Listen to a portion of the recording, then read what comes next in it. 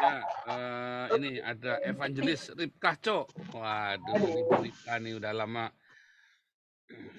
udah bawa renungan ini. Bu Ripkah Cok silakan. Pimpin dalam doa dulu. Bapak Surgawi, Ya, Bapak Surgawi, kami bersyukur Tuhan pada sore hari ini Tuhan, malam hari Tuhan kami boleh berkumpul bersama di live Zoom Tuhan, belajar tentang kebenaran firman-Mu lebih Tuhan. Bila Tuhan Kau pimpin kami semua, Kau urapi kami semua Tuhan, dan juga Kau urapi hamba-Mu yang akan menyampaikan firman-Mu Tuhan, biarlah boleh menjadi berkat dan pedoman buat kami semua Bapa. Terima kasih Tuhan. Dalam nama Yesus kami anak doa ini. Haleluya. Amin. amin. Ya, tema kita 2 minggu ini berturut-turut tentang pernikahan, konsep pernikahan yang benar dan cara mencari jodoh ya. Cara mencari jodoh. Ya cara mencari jodoh lah itulah kira-kira hampir sama ya. Cuman kita bukan sengaja nyari-nyari begitu bukan ya, tetapi artinya ketika kita punya konsep pernikahan yang salah ya nanti kita cari jodohnya salah. Ya. Oke, saudara-saudara di sini saya lihat ini kan generasinya rata-rata jauh ya. Kita ini range-nya besar banget ya. Kalau yang kelas Rabu kemarin seumuran saya semua. Jadi generasinya zamannya Edi Leo. Ya, zamannya Pak Edi Leo ngajar LSD, Love, Sex and Dating. Siapa yang pernah dengar pengajarannya Edi Leo? Love, Sex and Dating. Itu bagus sekali ya. Kalau Anda dengarkan, dulu saya itu ada 3 kaset ya. Ada 3 kaset. Ya, jadi pelajaran itu pelajaran selama kurang lebih 1,5 jam dikali 3 ya. Atau 1 jam dikali 3 jam. Bagus banget ya. Hanya sayang aplikasinya ya karena orang tidak mengerti. Itu dijadikan benar salah. Nah, sebetulnya kalau Anda mendengar pengajarannya Edi Leo tentang love, sex, and dating, saya setuju dalam hal mendefinisikan love. Ya, dan udah banyak kali kita ajarkan bahwa love itu berbeda dengan lust ya. Banyak orang mengira kalau homoseksual itu love, bukan, itu lust. Bahkan di dalam suami istri saja bisa lust loh. Nah, itulah masalahnya.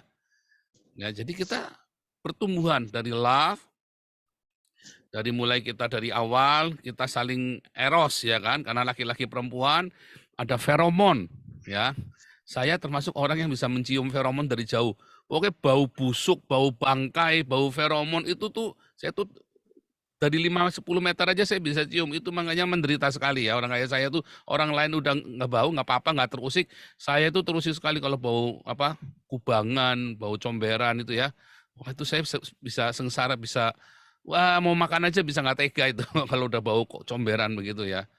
Orang-orang mah nggak pada tenang-tenang saja, saya mau udah resah itu ya. Nah repotnya begitu. Nah repot ya orang kalau begitu. Nah tapi itu karunia juga ya. Saya bisa cium orang itu bohong.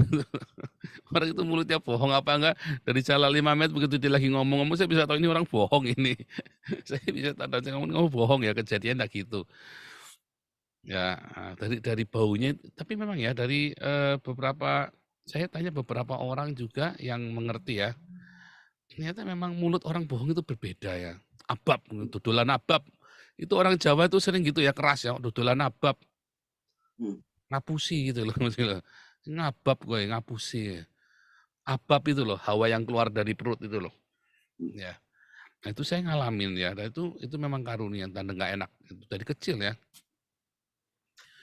Orang hamil, saya waktu itu pergi karaoke ya, waktu saya masih baik-baik saja ya, baik-baik saja. Saya pergi ke karaoke nganter tamu-tamu, terus ada pemandu lagunya perempuan gitu kan. Terus kita lagi ngobrol-ngobrol, kamu hamil ya? Wah dia kaget saudara. Ternyata benar dia hamil ya, karena saya kan setiap minggu pasti ke situ. Itu di Palembang itu ada namanya restoran selatan itu ya. Itu kan ada karaoke baik-baik gitu ya, bukan karaoke nggak baik ya, karaoke baik-baik. Nah di restoran selatan itu saya hampir tiap hampir tiap hari itu saya di sana, ya waktu di Palembang itu, karena itu nah dengan pelayan-pelayan situ saya kenal ya, kenal semua. Nah, salah satu bilang, "Kamu hamil ya?" Benar. Nah, saya juga kalau misalnya orang bau sakit juga saya, "Oh, bau sakit nih." Benar, nanti dia ke dokter dia pasti sakit, Saudara. Ya bau sakit ya, bau sakit, bau hamil itu nah itu mengganggu. Ya buat saya bau comberannya mengganggu, bau feromonnya itu mengganggu, ya orang menstruasi atau orang lagi apa namanya, misalnya nih ya orang-orang yang suka masturbasi di celana itu ya, waduh itu saya sengsara sekali Saudara kalau udah ketemu orang-orang begitu. Ya saya tidak menghina tidak ini, tetapi buat sayanya gitu ya. Cuma ya saya harus menyesuaikan diri karena itu sudah dari sononya begitu satu paket kan. Nah, itu kita harus membedakan Saudara, ya nafsu yang dari feromon. Anjing itu dia bisa cium feromon dari jauh Saudara. 2 kilometer dia bisa cari betinanya Saudara. Kalau lagi loop itu ya. Dia datangi betinanya Saudara. Itu dari 2 kilometer itu. Jadi ada feromon ya, karena kita punya feromon. Ya, feromon itu adalah yang bahasa enzim kita. Orang takut juga mengeluarkan feromon ya. Rasa takut, saya bisa mencium bau takut, Saudara. Ngeri ya? Iya, bau takut itu, bau kebencian, hawa pengen membunuh. Nah itu tuh, kamu nih takut nih. Jadi kalau anak saya takut, saya ngerti, Saudara. Ya. Takut itu mengeluarkan enzim ya, makanya anjing atau kalau Anda anjing lagi dikejar-kejar anjing, ketika Anda takut, Anda keluarin feromon takut, Saudara. Enzim itu ya. Nah, Anda harus ini jangan lari. Jangan lari. Kalau lari, feromon itu kan kena angin, bus gitu kan, wah makin dikejar. Nah, itu contoh seperti itu. Jadi tubuh kita sebenarnya sudah mengeluarkan kode signal-signal. Nah, makanya di dalam Anda harus membedakan antara love dengan lust. Ya. Itu ya, jadi itu love. Nah, seks, Saudara. Seks yang kudus. Seks itu tidak salah. Eddie Leo tidak menjelaskan, tetapi dari pengajaran kita, dari grup kita, seks. Bahwa apa yang salah dengan hawa nafsu? Nggak ada yang salah. Yang salah adalah ketika kita mengumbar dan tidak bisa mengontrolnya. Tidak ada salah dengan seks, Saudara. Yang salah kalau nggak bisa kontrol. Itulah sebabnya kemarin saya ada cerita tentang bagaimana penggunaan dildo ya, yang kita jangan gunakan itu boneka seks. Mengapa? Karena boneka seks itu menjadi berhala nanti, menjadi idol kan. Tapi kalau alat bantu, bila suamimu, istrimu berhalangan dalam waktu lama, misalnya kan, nah nikmati seks itu bersama, keintiman itu. Kalau membutuhkan penetrasi koitus, gunakanlah alat bantu. Karena suamimu mungkin impoten, atau istrimu mungkin sudah benar-benar frigid, udah benar-benar tidak, itu kan bahaya kan, atau sedang kena kanker serviks, itu kan nggak bisa Saudara. Nah, tetap bisa menikmati, kalau enggak mumet Saudara. Sengsara, akhirnya Saudara jajan di luar. Padahal Saudara bisa menikmatinya tetap bersama dengan pasangan kan? Nah, salahmu dewe. Nah, tetapi yang paling benar adalah dengan hubungan intim kita bersama dengan Tuhan Yesus. Ya, yang paling benar, karena keintiman kita bersama dengan Tuhan akan meredam, akan menghilangkan semua libido itu. Kalau libidonya turun, ya tadi ya, feromonnya enzimnya itu turun, produksi enzimnya, maka kita tidak akan sering-sering mimpi basah atau tidak akan sering-sering tengah malam bangun kehausan itu. Saya ngomong vulgar, tetapi saya ngomong cerita nyata ya. Jadi Saudara jangan, wah ini pendeta ngomongnya, saya kan nggak tiap hari ngomong seks, hanya di kelas-kelas yang private saya ngomong dengan vulgar sekali. Kalau nggak vulgar Saudara nggak ngerti, ya kan? Karena di gereja nggak akan diajarin yang saya ngomong ini. Nah, jadi penting sekali Saudara, ya penting sekali untuk Saudara bisa mengenali feromon-feromon dalam tubuhmu tadi. Nah, kalau hubungan kita dengan Tuhan sangat intim, itu seperti orgasme, Saudara. Orgasmenya tergantikan. Keinginan untuk orgasme itu kan, itu tergantikan.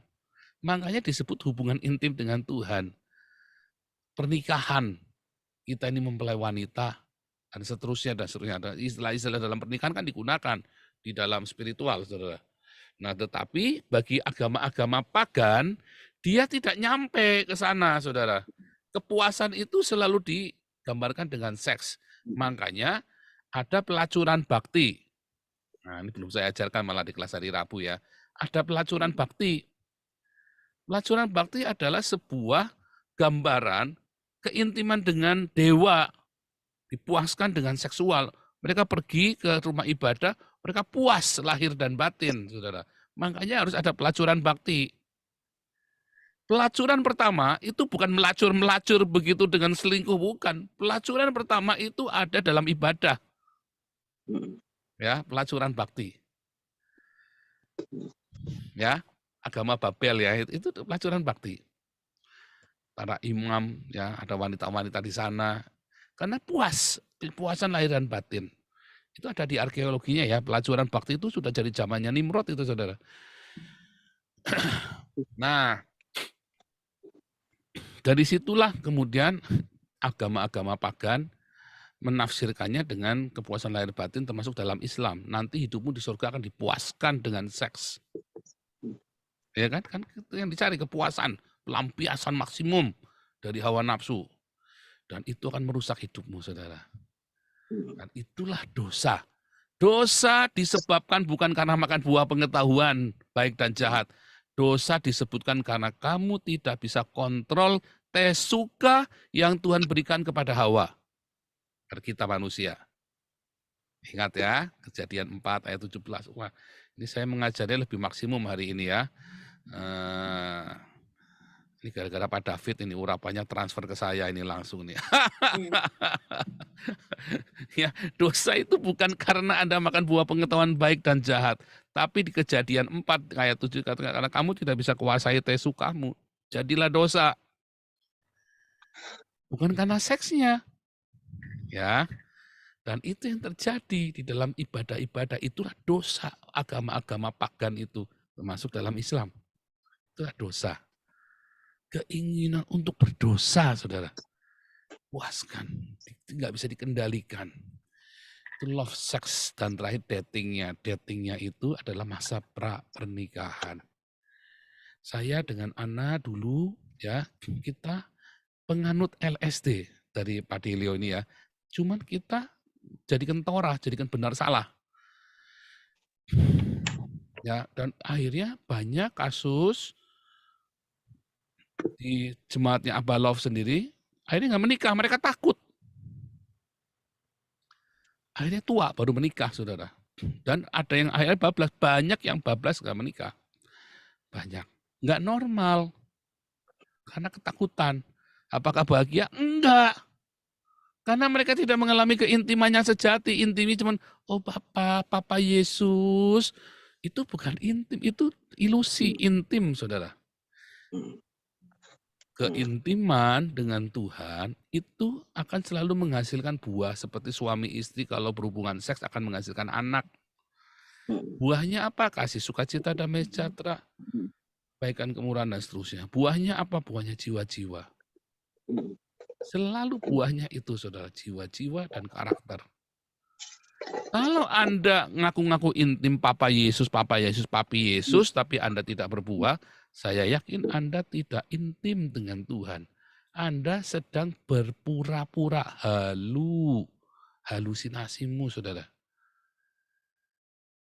Makanya banyak orang beragama, kalau doa Papa Yesus, wah dulu kita senang merinding ya kalau ada orang berdoanya, Papa Yesus, Mika nggak bisa berdoa. Tapi Mika hanya dia sebut namanya sendiri kayak, kalau orang lagi ngomong sambil sebut namanya sendiri, saya rada geli ya saudara ya. Kayak, maaf ya saudara ya, itu kan anak kecil begitu, anak kecil ya. Tapi kalau orang tua, orang udah tua umur 40, terus manggil namanya sendiri itu kayak banci. Buat saya itu kayak banci. Mongol mah nggak bisa begitu. Mongol mah waktu kecil lah itu sambil gayanya begitu kan. Nah itu tuh ya ini jadi mempersonifikasi itu. Tapi memang ada yang salah ya. Saya yakin ada yang salah dengan orang-orang ini. Saya, kamu, dia, aku. Normal aja, saudara. Terus nanti ada berdoa, Tuhan Yesus, Mika tidak bisa berkata-kata yang indah. Ya Papa Yesus, tapi orang yang Papa Yesus ini kelakuannya, waduh kurang ajar sekali, saudara. Banyak sekali akan ketemu dan Anda akan jengkel. Mau jengkel tapi ngomongnya Papa Yesus. Anda merasa minder dulu kan? Nah, kalau saya mah orangnya belak-belakan ala Papa Yesus, gundulmu peang. Kelakuanmu kayak iblis kok. Ya, wah saya emang orang mau nggak boleh begitu dong. Karena gini kan Papa Yesus bikin gundulmu peang. Kalau saya langsung tak labrak ya, enggak urusan saudara. Saya capek, saya lelah saudara selama 35 tahun, coba 40 tahun saya beragama dengan cara seperti itu. Hasilnya apa? Hasilnya nggak ada. Ya Anda mungkin juga begitu. Barang setelah masuk dalam komunitas ini Anda baru ngerti. Baru mulai berkualitas hubungan dengan Tuhan. Saya ngalami 40 tahun saya hidup dalam ilusi agama. Tujuan pernikahan ini kan supaya kita bisa mengenal Tuhan. Masalahnya kita nggak kenal. Kita punya ilusi yang salah. Nah, ya kan? Punya ilusi. Balik lagi dating. Di dalam pernikahan. Pengenalan kita. Datingnya itu kudu kudus. Wah, saya dengan Ana dulu karena kita akhirnya dikucilkan dari pergaulan, dari lingkungan kita. Saya masuk ke gereja yang sama-sama LSD lagi. Akhirnya saya memutuskan, saya nggak. Pertama saya ngikut saudara, 6 bulan kami putus ya, 6 bulan ya, sempat kita putus. Tapi pikir-pikir lagi goblok juga, saya cinta dia, dia cinta saya, orang tua kami semua setuju. Kenapa saya jadi ngikutin gereja? Tak tinggal saudara gerejanya. Tak tinggal, saya nggak urusan saudara. Kita sendiri, kamu nggak, wah dirasani, enggak urusan, kita jalan sendiri kemana-mana. Emang gua pikirin kamu kasih makan aja enggak? Itu prinsip ya. Kamu kasih makan saya aja enggak, kamu mau ngatur-ngatur hidup saya. Nah banyak orang takut keluar dari komunitas karena itu tadi loh, takut diomongin. Bersyukur saya dari kecil keras kepala ya. Jadi enggak, saya bersyukur dari kecil saya gitu. Jadi saya enggak mau didikte sama gereja. Nah, saudara jangan mau didikte dengan yang begitu-begitu ya. Termasuk oleh saya, nggak boleh. Saudara harus punya pemahaman sendiri dan kemauan sendiri. Bukan karena lingkungan begini lalu Anda terpaksa ikut. Makanya saya walaupun saya kecewa dengan orang ini, saya menghargai. Ya itu ininya dia, gayanya dia, ya udah. Biarin, nanti kalau dia sadar ya kita pokoknya kamu selalu welcome di sini. Saya ngalamin dikucilkan dari gereja, saudara. Ngalamin dikucilkan bukan karena penginjil ya, tapi karena hubungan saya dengan anak. Bayangin, coba selama kuliah kami, akhirnya kita gaya cowboy. Ya karena kita pacaran sendiri, jalan sendiri, apa yang peluk-pelukan segala macam ya karena Salatiga udah dingin, kita nggak punya temen. Lu temen kita kan orang gereja semua kan tadinya kan. Nah, tapi akhirnya Tuhan kirimkan teman-teman yang baik ya, bukan orang gereja tapi orang-orang baik, saudara. Yang jahat juga ada ya. Nah, cuman kebanyakannya ya baik-baik lah orang-orang rumahan begitu ya. Sehingga kita tetap ada komunitas. Sampai saya ketemu sama Pak Hengki, gembala senior saya. Terus kami tunangan, kami dipulihkan, kami suruh saya sama anak cepat jaga jarak, saudara. Artinya nggak ada lagi grepe-grepe. Pokoknya kita hidup kudus beneran ya. Selama setahun kita persiapkan. Nah, apa yang mau saya sampaikan, saudara, dari LS ini? Ada 2 ciri pernikahan itu dari Tuhan, jodoh itu dari Tuhan atau bukan, saudara. 1, ya, kedua orang tua harus setuju. Ya. Kedua orang tua harus setuju. Kasusnya Jojor ini yang lagi kita tangani di Langkat itu adalah menikah, orang tua perempuannya nggak setuju, saudara. Lalu mereka maksa nikah, ya akhirnya menderita sekarang mereka. Jadi drama kan, nggak enak kan, jadi ruwet. Pernikahan yang dari Tuhan kedua orang tua harus setuju. Ini saya nggak lagi cerita agama loh, saya lagi cerita kamu beda agama pun belum tentu tidak dari Tuhan. Yang penting kedua orang tua harus setuju. Jadi walaupun agamanya sama, kalau salah satu orang tua nggak setuju, ditungguin saudara. Kalau kamu yakin itu dari Tuhan, tungguin, didoakan.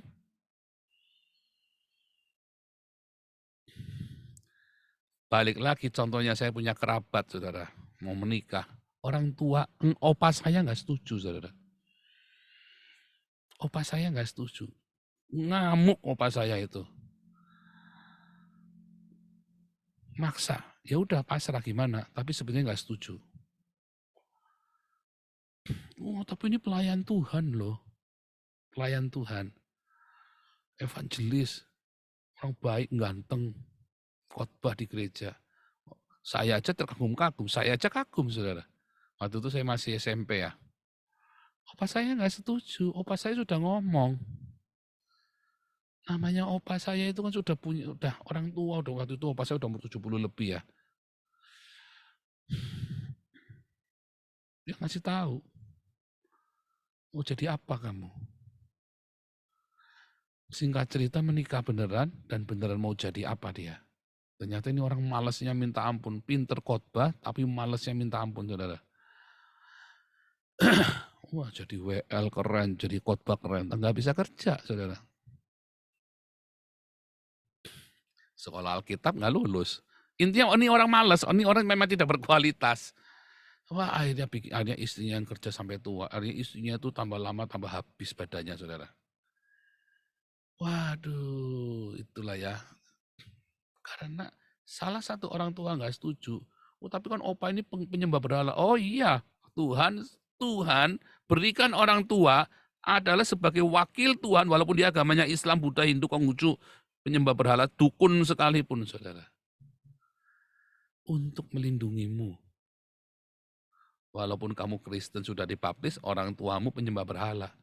Dia tetap punya suara Tuhan, punya veto dari Tuhan. Oh ingat-ingat itu saudara ya. Oh enggak main-main saya ngomong ini. Sekalipun dia dukun penyembah berhala. Oh tapi saya mau kawin sama pendeta. Wah, pokoknya dia bilang enggak aja saudara. Jangan sampai dia setuju. Walaupun suamimu itu pendeta besar, pendeta hebat, evangelis terkenal. Orang tuamu enggak setuju, jangan. Ya, dia melihat apa yang kamu tidak lihat, saudara. Serius ya, saya nggak main-main. Itu satu, orang tua kedua belah pihak harus setuju. Kedua, pernikahan yang dari Tuhan, kedua belah pihak nggak akan melampiaskan hawa nafsunya, saudara. Dia akan tahan hawa nafsunya. Seperti saya dengan Ana, kami tahan hawa nafsu kami. Begitu kita sudah punya lingkungan yang baik semua, nggak punya alasan lagi kita kan, kita punya teman, kita nggak ada alasan cuma berduaan terus gitu kan. Kita tahan selama tunangan itu kita jaga, kita sungguh-sungguh. Ya kita paling-paling ya cuman ciuman gandengan tangan aja saudara, karena ciuman kita udah dari awal udah ciuman kan. Nah kita cuman gandengan tangan, cuman udah terus kita jaga hidup kita benar-benar saudara. Hadiahnya apa saudara? Kami bahagia pernikahannya. Oh saya keras sekali saudara orangnya. Tetapi kami selalu hidup kompak. Sampai, kan kami menikah tujuannya apa saudara? Tujuannya adalah kita mau melayani sama-sama dari awal. Mau melayani Tuhan. Saya menjadi hamba Tuhan penuh waktu, Ana menjadi ibu hamba Tuhan, istri hamba Tuhan. Tiba-tiba saya goyang belok saudara. Nah selama 4 tahun itu beloknya bukan belok, ya banyak hal ya. Karena visi itu berubah. Ana nggak siap. Saya siap dengan segala perubahan, istri saya nggak siap. Hancur-hancur. Karena visinya dari awal berubah. Ya, tadinya kita stabil hidupnya, tiba-tiba itu harus yang enggak karu-karuan. Belok yang pertama kita balik lagi tenang. Belok yang kedua ini yang kacau balau. Apalagi ditambah dengan kemudian saya bikinnya nggak bener. Itu ya, saya pikirnya nggak benar. Nah, disitulah hancur. Tetapi kami karena, nah nanti saya jelaskan ya, nanti kita masuk. Karena kita baik-baik saja, karena kita sama-sama lahir baru, maka kita cepat pulih, saudara. 4 tahun selesai. Karena kita sama-sama cari Tuhan, karena kita adalah pasangan yang equal, sepadan. Baik di dalam iman dan kedewasaan. Jadi kita tahu solusinya harus bagaimana. 4 tahun kita enggak karu-karuan, ya kita tetap langsung beres. Nah masalahnya kan kalau tidak sepadan, itulah sebabnya dalam pernikahan, nanti kemudian ada sepadan. Ya, ntar. Kita masuk nih materinya nih ya. Nah inilah mencari jodohnya ya. Konsep pernikahan dan mencari jodoh. Jadi saya kasih contohnya.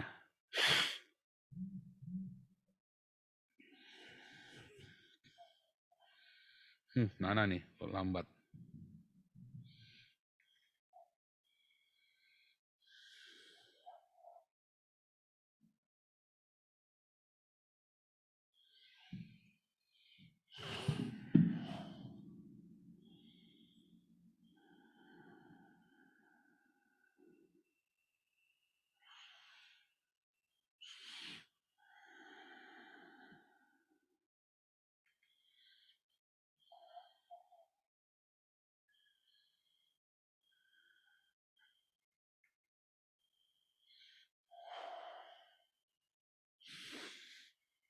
Ya, pernikahan atau tujuan kita menikah dan bagaimana ya. Ayatnya kan dari Kejadian 2, kita sudah tahu ya. Sebab itu seorang laki-laki meninggalkan ayahnya dan ibunya, bersatu dengan istrinya, keduanya menjadi satu daging. Satu daging, ya. Mereka keduanya telanjang, manusia dan istrinya, tetapi mereka tidak merasa malu. Laki-laki meninggalkan ayahnya dan ibunya, bersatu dengan istrinya. Ya. Terus, Kejadian 2, Tuhan Allah berfirman, tidak baik kalau manusia itu seorang diri saja. Aku akan menjadikan penolong baginya yang sepadan. Satu, sepadan.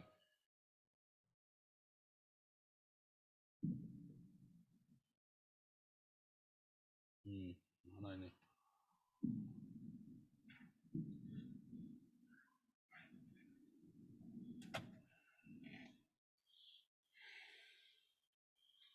Sepadan, penting ini ya kata sepadan ini ya. Ya. Lalu Tuhan Allah membentuk dari segala, itu nanti ya, sepadan dulu ya, garis bawahi. Sudah tahu pernikahan itu ide dari Tuhan. Cuma yang Anda harus lebih ngerti lagi, ini adalah perjanjian lama, saudara. Ya. Mana tadi? Kejadian 1, ketika saudara membaca Kejadian 1, atau Kejadian 1 ini ya, beranak cuculah bertambah. Penuhilah bumi, taklukkanlah itu. Ya. Ini adalah fisik kan, jasmania. Ingat kita era perjanjian baru. Maka yang dia beranak cucu bertambah banyak adalah rohania. Artinya keturunan ilahi. Ini adalah keturunan jasmani. Jadi apakah sekarang Anda wajib menikah? Tidak, saudara. Ya, Anda tidak wajib menikah. Ya. Kita menjadi keturunan ilahi dan menghasilkan keturunan ilahi. Makanya saudara tidak harus menikah, jangan putus asa. Kalau saudara yakin saudara nggak mau menikah, jangan menikah. Tetapkan hatimu, ngurangi libidonya caranya sudah diajarin kemarin. Ya. Jadi jangan putus asa, jangan terus kecil hati. Karena diomongin kapan kawin, kapan kawin. Nggak usah buru-buru. Umur 40 menikah juga nggak apa-apa, umur 50 menikah juga nggak apa-apa. Kalau memang nggak bisa punya anak juga nggak apa-apa. Jangan maksain diri. Daripada kamu tinggal dalam neraka. Akhirnya kan jadi neraka. Banyak orang waktu mudanya dia luar biasa, begitu menikah dia habis. Bahkan sampai tinggalkan Tuhan. Saya nyaris, ya kan? Tetapi untungnya yaitu tadi kita sudah lahir baru. Ya, dan itu pun hanya proses. Karena waktu kami menikah kami makin berkembang ya. Kita makin luar biasa. Karena dari Tuhan. Pasangan yang sepadan, saudara. Anda tuh menjadi pasangan yang sepadan. Ini penting ya. Jangan menjadi pasangan yang tidak seimbang. Ya, dengan orang-orang yang tidak percaya. Orang yang tidak percaya itu bukan berarti dia bukan Kristen. Sesama Kristen tapi nggak percaya juga jangan, saudara. Walaupun dia sama-sama Kristen, tapi sama-sama Kristen, nanti kan gampang nanti biar dibimbing. Oh, saudara, jangan sampai. Dibimbing. Banyak orang maksa begitu. Saya suruh konseling pernikahan begitu, lalu suruh memberkati, saya bilang jangan, nggak mau. Ikut konseling pernikahan saya dulu. Saya nggak mau ujuk-ujuk berkati pernikahan orang lalu tanpa diikut konseling sama saya. Bener-bener nggak mau saya. Orangnya marah ya di Belanda itu, ya biar aja. Gitu ya. Apa maksudnya? Kata seimbang itu artinya yoknya, saudara. Yok itu, kalau lembu itu punya yok, ya. Lembu, ya. Lembu yang ada yoknya ya, gandar lembu. Nah, ini mana tadi ya? Gandar lembu.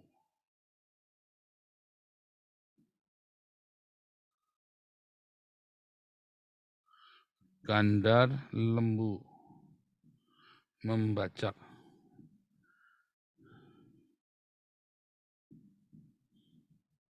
Ini namanya yok, saudara. Nah, harusnya tuh begini. Mana tadi? Ini. Nah, itu ya. Coba kalau lembunya kecil satu, saudara. Yang satu lebih kecil lembunya. Miring. Akhirnya lembu yang satu itu berat sekali, saudara. Lembunya berat sekali kalau nggak seimbang. Beban hidupnya jadi berat. Harusnya kan ini ringan. Tapi jadi berat karena sendirian. Bahkan dia harus nyeret yang satunya. Ya, pasangan yang seimbang itu pasangan yang satu yok. Kita tadi seperti sedang membajak. Anda kan sedang mau bikin taman Eden kan waktu menikah kan. Anda pergi dari Eden, masuk ke dunia yang jahat, dan Anda idealnya menciptakan Eden. Tetapi kalau Anda nggak seimbang, wah Anda menciptakannya sendirian, saudara. Salahmu sendiri. Bisa nggak? Bisa. Oh, Tuhan maha baik. Tetapi setengah mati. Dibandingkan dengan kalau Anda berdua seimbang. Ya, satu yok. Bentar. Saya save dulu.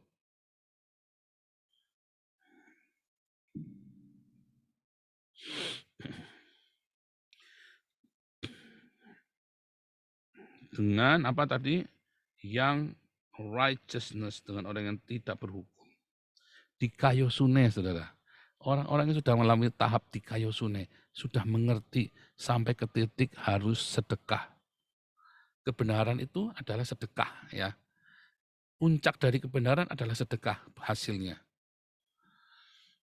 Dan orang yang anomia tanpa hukum.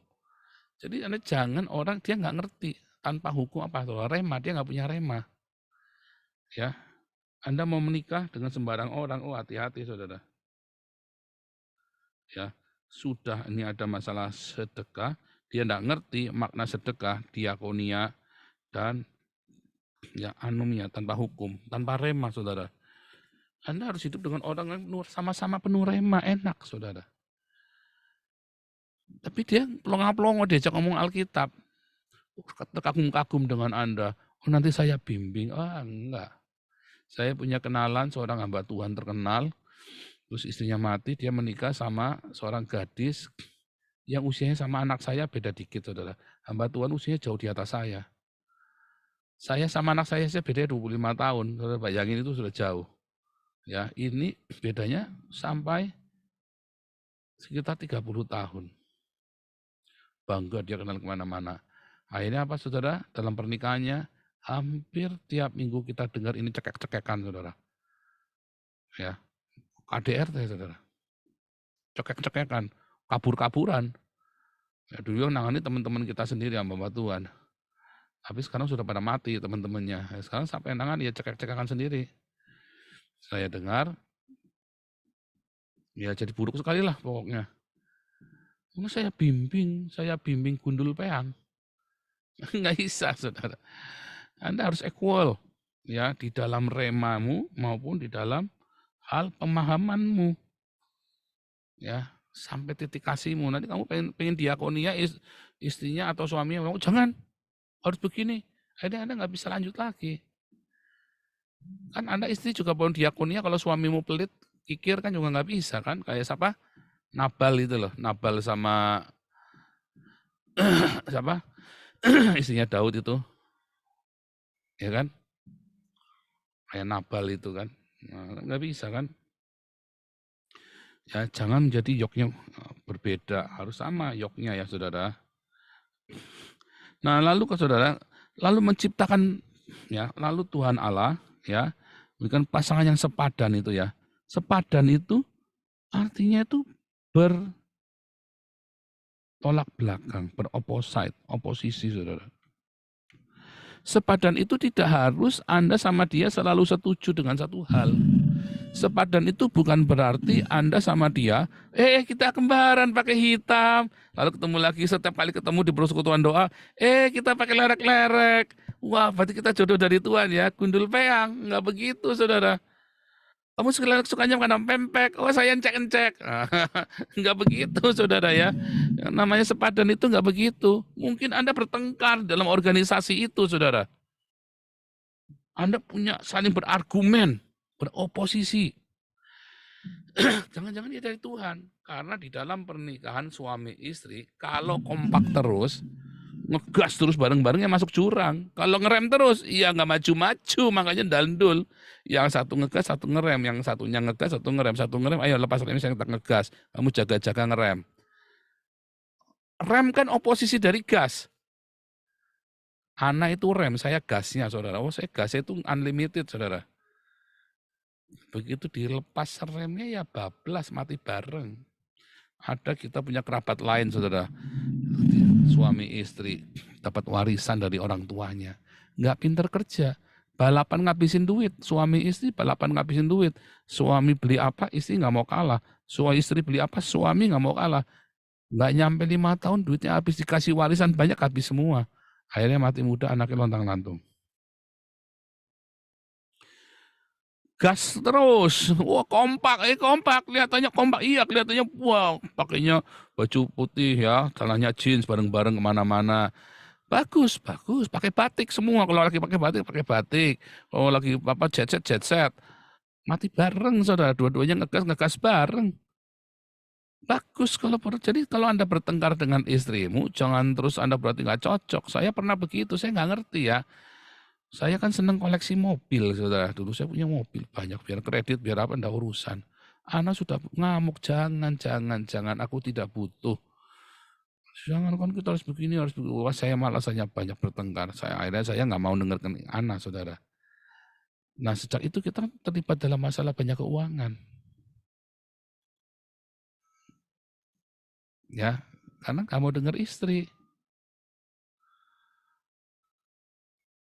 Dan sebaliknya. Ya kan? Makanya beroposisi, yang sepadan itu artinya beroposisi, saudara. Jadi kalau Anda nggak kompak, itu dari Tuhan. Bukan harus yang selalu kompak, kita sama, sukanya makan bakmi. Sama lagi, cocok lagi, Anda bangga. Oh, salah, jangan itu buat patokan. Justru Tuhan itu membuat Anda itu gas dan rem. Sukses nanti Anda. Ya, dalam bahasa aslinya itu memang dari kata negate atau kata beroposisi, saudara. Jadi apa artinya sepadan? Kalau cari jodoh yang sepadan, artinya sesuai, equal, ya. Artinya jangan sampai Anda tingginya 2 meter, istri Anda tingginya cuma 50 cm. Itu kurang sesuai. Yang sama, saudara. Kalau Anda sampai berbeda seperti itu, apakah nggak bisa? Bisa, tapi itu membutuhkan banyak sekali proses dan iritasi. Apakah nggak dari Tuhan? Dari Tuhan bisa. Cuma itu ekstrim, dalam suasana ekstrim, saudara. Kalau secara fisik, itu bisa ditolerir. Satu ganteng, satunya jelek, satunya cantik, satunya beauty and the beast. Masih bisa ditolerir, saudara. Itu nggak masalah, walaupun itu tetap nanti jadi konflik. Bibit, bebet, bobot itu benar ya? Bibitnya ada keturunan sakit jiwa. Kamu siap nggak? Bibitnya ada keturunan yang nggak baik. Dari keturunan para penjahat misalnya kan, bapaknya PKI, nanti bapaknya lagi nanti kakak buyutnya ternyata permesta misalnya. Nah, Anda siap nggak? Seluruh keluarga pasti masuk penjara. Anda siap nggak? Ini keturunan keraton. Anda kira hebat? Enggak, anak manja, saudara, anak kurang ajar, anak yang bangga dengan dirinya sendiri. Ini bibitannya keraton ini, Anda bangga. Banyak orang bangga begitu, goblok ya. Saya kasih tahu Anda ya, orang-orang yang merasa diri dari keluarga kerajaan itu orangnya biasanya belagu, saudara. Ya, gengsinya besar. Mendingan dari rakyat jelata. Tapi kalau orang keraton kan begitu kan, maunya ya karepmu. Bibit bebet, bawaannya apa, saudara? Bobotnya, itu penting ya, bibit bebet bobot ya. Walaupun ya, jangan menghina karena bibit bebet bobot. Tapi itu perlu dipertimbangkan, saudara. Dipertimbangkan saja. Tetapi cara berpikir bibit bebotnya ini, oh dia harus dari keraton. Oh bukan. Dia nggak boleh. Anda harus ngerti, maksudnya begitu loh. Anda siap nggak dengan itu? Bukan Anda terus menolak, oh kalau dia dari keluarga tukang beca saya nggak mau. Ya salah, bukan itu. Itu Anda harus mengerti, Anda harus siap, Anda harus pelajari. Benar nggak? Benar. Bibit-bibit Anda kudu ngerti background-nya. Saya tidak mau tahu. Anda harus tahu karena itu mempengaruhi anak ini di hari ini. Latar belakang kita mempengaruhi dan di masa depan. Ini anak dari keluarga yang broken home. Kalau saya selalu bilang sama anak saya, menikahlah dengan istri yang dari keluarga baik, jangan broken. Mengapa? Karena dia akan punya teladan dari orang tuanya. Kalau anak ini nggak punya teladan dari orang tuanya, dia akan mudah ngomong cerai. Dan bisa cerai. Tapi kalau generasi dia tidak ada yang cerai, dia tidak akan cerai. Saya punya kenalan seorang Jerman di Stuttgart. Dia berantem sama istrinya kurang ajar kalau menurut saya sih. Dalam hal ini menurut saya istrinya kurang ajar. Terus istrinya bilang, yaudah kamu ceraikan saja, pulangkan saja ke Indonesia. Lalu si bule Jerman ini bilang apa? Kan saya juga ngomong sama si ibu ini kayak orang Indonesia. Bu, kenapa nggak mau, ada ibu pernah minta cerai karena katanya KDRT gitu ya. Ibu pernah minta cerai. Oh iya saya udah pernah minta cerai. Saya kaget. Lalu suami ibu bilang apa? Generasi keluarga kami tidak ada yang bercerai. Sekali lagi kamu minta cerai, kamu berani kabur dari saya, kamu cerai dari saya akan bunuh kamu. Serem kali. Saya sampai dalam hati, wah hebat kali ini. Teladan itu penting, pokoknya nggak boleh cerai. Saya tidak mau cerai. Sekalipun kamu selingkuh apa, saya nggak mau cerai. Di keluarga saya tidak ada yang bercerai. Anak saya tidak boleh melihat saya cerai dengan ibunya. Karena dia sayang sekali sama anaknya. Penting itu ya. Itu namanya bibit, bebet, bobot itu seperti salah satunya, saudara. Kekayaan. Penting, saudara, kekayaan, saudara. Anda jangan sampai menikah, terus mau tinggal di rumah orang tua. Oh jangan, nggak boleh. Anda menikah dengan keluarganya nanti. Kita ini menikah dengan istri atau dengan suami kita. Anda bukan menikah sama keluarganya. Hati-hati, saudara. Jangan sembarangan. Makanya jangan tinggal di rumahnya. Begitu nikah, keluar. Sekalipun kudu ngontrak. Dan harus punya penghasilan sendiri. Anda siap nggak kalau dia cuma jadi tukang gojek saja? Jangan bodoh. Kalau saya mah, anak saya, kamu dia kerjanya apa? Ngasih nganggur, Pak? Nggak boleh. Dan nanti tinggal di sini. Nggak boleh, saya suruh ngasih makan dia. Enak aja. Enak aja. Maaf kata ya, ini bahasa kasarnya ya. Kamu mau ngehe sama anak saya, kamu ngehe sama pelacur aja kamu membayar puluhan juta. Sorry kayak saudara, saya ngomong ini tak tunjukin ke Anda. Supaya Anda sadar, dia mau niduri anakmu gratisan, terus mau tinggal di rumahmu, saudara. Itu Anda kudu pikir itu, saudara. Anda yang perempuan, Anda yang laki-laki juga sama. Anda mau cari berondong saja, kudu bayar. Ini mau cuma nyengklek doang.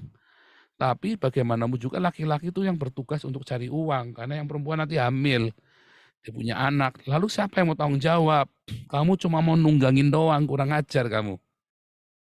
Itu Anda kudu ngerti dan kudu Anda pikirkan itu benar-benar buat anakmu dan kamu yang jadi anak jangan nggak tahu diri. Gitu, jangan terus dampleng di orang tua. Oh hati-hati mau nunggangi, mau bikin enak, terus Anda mau numpang begitu. Anda pergi ke Alexis saja kudu bayar 10 juta saudara semalam. Ini mau gratisan, kan kurang asem kan? Mentalnya itu udah nggak bener, itu nggak dari Tuhan udah pasti. Tak jamin itu nggak dari Tuhan saudara. Itu nafsu saudara. Kenapa kamu nggak tahan sampai kamu kerja dulu ya? Tapi kerjanya cuma gojek. Ya kalau kamu nggak siap ya jangan. Saat tunggu sampai dia beres, sampai dia berhasil. Kapan berhasil ya? Ya udah kalau itu bukan jodohmu, kamu jangan sama dia, jangan cari mati kamu. Itu namanya sesuai ya saudara. Ya bibit bebot bobot, Anda kudu ngukur. Anda sanggup nggak dengan bibit bebotnya dia? Anda siap terima nggak? Itu yang dimaksud saudara. Itu nanti dari Tuhan. Anda kudu rasional. Anda doakan. Oh sekarang ini dia tukang bisa, tapi Tuhan berkata dia akan jadi pengusaha besar. Saya nggak percaya, bullshit saudara. Saya tidak percaya. Tapi juga jangan dihina. Anda ngomong baik-baik. Saya tidak siap kalau kamu cuma tukang beca nikahin saya. Lalu saya bagaimana? Paling enggak kita harus mikir. Kita hidup makan seperti apa. Dan nanti anak kita seperti apa. Saya waktu ngelamar Ana, saudara. Saya sudah punya rumah. Walaupun itu rumah dari gereja. Saya sudah punya pekerjaan. Saya sudah punya gaji. Saya sudah punya motor. Saya sudah punya title. Sudah ready. Itu pun kita tunangan dulu kita mantepin. Setahun kemudian, karena pihaknya anak kan pihak orang kaya pengennya pesta. Kalau saya kan enggak, dia maunya pesta, gede-gedean. Saya nggak mau, saya nggak punya uang. Ya nggak apa-apa dia mau bikin pesta, kami bikin pesta sendiri kecil. Itu aja, ya tetap yang datang 1.000 ya, semua jemaat datang semua, karena saya pendetanya kan. 1.000 jemaat datang semua, saudara. Ya, bakpok, uang sumbangannya sama uang pestanya balik modal. Saya cuma ngundang 200 orang yang datang 1.000 soalnya saudara. Mumet nggak coba? Karena semua ingin datang, ya nggak apa-apa. Tuhan berkati kami dengan luar biasa. Bahkan sampai hari ini ya. Nah, itu namanya Anda siap nggak? Persiapkan pekerjaan. Juga harus siap. Ya kita suami istri kerja. Ini lagi sekolah gimana? Ya jangan. Lah, Ana waktu saya menikah sama saya masih skripsi ya. Kenapa? Karena waktu itu kita sudah mau berangkat ke Vietnam. Kita mau jadi misionari. Jadi waktu itu kita menikah dulu. Jadi kita nggak tunggu hari baik segala macam. Kamu selesai skripsi kita langsung berangkat. Jadi skripsi lagi hamil tuh anak itu ya. Lagi skripsi itu anak lagi hamil. Tapi kita sudah siap dan komit. Anak selesai. Sekolahnya tepat waktu, skripsi saya bantu. Ya, saya bantu. Saya kan punya kemampuan analisa yang cukup lumayan ya. Jadi saya bantu biar cepat. Sebelum maju bimbingan sama saya tes dulu, saudara. Jadi waktu dia bimbingan skripsi lolos terus dapat A. Ya skripsi dapat A nah ya, karena sebelum bimbingan sama latihan dulu sama saya. Artinya sepadan itu juga berseberangan, saudara. Artinya Anda saling ngimbangin, Anda dua-dua punya suara, bukannya otoriter, baik perempuannya maupun laki-lakinya. Berseberangan, dua-duanya harus saling beropposite, tapi bukan mendominasi, saudara. Anda siap nggak kalau ada mendominasi, ya sehingga Anda sampai ketakutan, itu bukan dari Tuhan. Karena suami istri itu dua-dua harus punya suara, harus punya veto dua-duanya. Hak veto, enggak, ya sudah enggak, walaupun udah ngedennya ngebennya kayak apa. Enggak ya enggak, Anda harus hormati istri maupun suami, walaupun Anda ribut. Ribut, ya nggak apa-apa, normal. Jangan takut. Ada cinta, ada seks juga kan, di dalamnya kan. Nikmat kan seksnya itu kan. Janjian, Anda open masalah seks waktu masih tunangan itu. Lebih baik kalau Anda nggak puas, ya Anda cerita, penis saya cuma 2 cm. Kecil, ada ya, harus jujur. Kalau enggak nanti yang perempuan menderita. Enggak, aku bukan karena masalah kepuasan seks. Aku suka kamu bukan karena seks. Gunakan alat bantu kalau perlu. Ya kan? Konsultasi ke psikiater pernikahan. Boleh nggak pakai alat bantu? Oh jangan, nanti kamu akan begini-begini. Kalau gitu ya gunakan yang ada. Pemuas itu kan nggak harus dengan penis kan? Dengan oral seks tadi kan bisa kan dipuaskan perempuan. Walaupun penisnya kecil. Belajar foreplay-nya yang lama. Jadi waktu tunangan itu kita jujur dulu. Bukan mencoba seks bukannya, tapi kita jujur kondisi kita. Itu ya. Oh harus ngomong ya, masalah seks pun kudu ngomong. Dalam kedewasaan. Bukan yuk kita coba yuk, ya bukan. Ya, kita cerita. Makanya ikut pengarahan psikolog, psikiater pernikahan. Dan tentu satu iman, bukan satu sama Kristen, bukan ya. Satu iman itu kita punya pengharapan yang sama, pertumbuhan iman yang sama. Walaupun sama-sama Kristen, belum tentu sepadan, saudara. Jangan menderita nanti sepenanggungan dan satu visi. Kayak saya tadi ya, awalnya kita mau jadi hamba Tuhan, tiba-tiba belok di tengah jalan. Wah ya rusak semua, nggak siap. Goncang keluarga kami, saudara. Goncang. Bahaya. Nah itulah arti sepadan. Lanjut ya. Keduanya menjadi satu sarka. Ingat, Anda tidak menikah dengan keluarganya, Anda menikah dengan pasangan Anda loh. Ya, satu sarka, sehingga satu hawa nafsu. Hawa nafsu tidak dosa ya. Satu hawa nafsu. Satu daging. Punya tujuan yang sama. Ya, keintiman, rekat. Sehingga Anda bisa bergelut bersama dalam kehidupan sehari-hari, menghadapi dunia yang jahat, Anda dihiburkan dengan seks dalam gesekan-gesekan itu. Masalahnya kalau terus kemudian Anda menikahi keluarganya ya repot. Akhirnya musuhannya seluruh rumahnya. Padahal kan Anda lawannya kan cuma dengan istrimu saja. Akhirnya iritasi kemana-mana, makanya jangan tinggal serumah dengan keluarganya, saudara. Ya, ini aturannya, saudara. Kamu harus meninggalkan keluargamu dan menjadi satu daging dengan pasanganmu.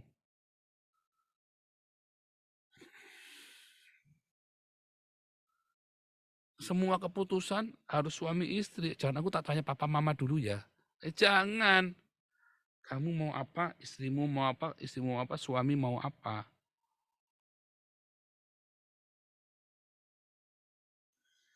Gitu, saudara. Kecuali masalah warisan ya tanya sama yang punya. Tapi dalam masa depan kalian sendiri kalian tentukan. Jangan ngaruh warisan ya. Jangan pernah mengharapkan warisan. Jahat nanti. Ya, ada kata dan dari rusuk yang diambil Tuhan dari manusia itu dibangunnya lah. Nah, ini tadi setelah satu daging Anda sudah siap, ya. Tapi sebenarnya asal usulnya apa, saudara? Ya, seorang wanita itu dibangun, saudara, enggak terjadi begitu saja. Wanita itu dibangun. Kata ini berasal dari kata ini ya, banah. Bukan dari bara atau yitsar. Kita dulu belajar ya, bara atau yatsar. Bukan dibentuk, saudara. Tapi ini dari kata banah. Banah. Yaitu membangun. Seperti halnya dengan membangun rumah. Oikodomeo, saudara. Membangun rumah. Kemarin, Bun Pagi udah diajarin ya. Bun Pagi kemarin, ya bahwa sama wanita di dalam Amsal 3:14 ayat 1 itu dikatakan, ya, wanita bijak itu membangun rumahnya, perempuan bodoh menghancurkannya. Bagaimana bisa wanita itu bijak membangun rumah? Suaminya harus membangun dia, saudara. Suaminya yang membangun. Ya, terus di dalam Matius 7 dikatakan orang yang membangun rumah. Nah, itulah oikodomeo. Ya, oikodomeo. Wanita itu dibangun, saudara. Membangun rumah.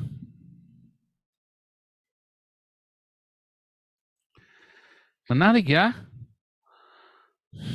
Konsekuensinya, ketika seorang lelaki membangun sebuah bangunan, maka seorang wanita membuatnya jadi rumah. Bagaimana caranya? Ya itu tadi, Anda harus perlakukan wanitamu dengan benar. Suami-suami itu perlakukan wanita. Jadi yang istri itu tadinya itu biasa-biasa saja, saudara. Cantik, nggak cantik itu relatif. Tapi yang membuat dia tambah cantik adalah karena perlakuan suami yang benar kepada istrinya. Jadi jangan salahkan istri. Kalau dia bau bawang, bau pete, kamu yang memperlakukan dia tidak baik. Jangan salahkan istri kalau dia jadi dingin di ranjang. Jangan salahkan istri kalau dia jadi kasar, jangan salahkan istri kalau selingkuh. Kamu yang bikin dia begitu. Memang begitu ya, nggak ada. Anda nanti nonton Embun Pagi yang kemarin ya, yang belum sempat, Anda nonton Embun Pagi yang dari Amsal 14 ayat 1.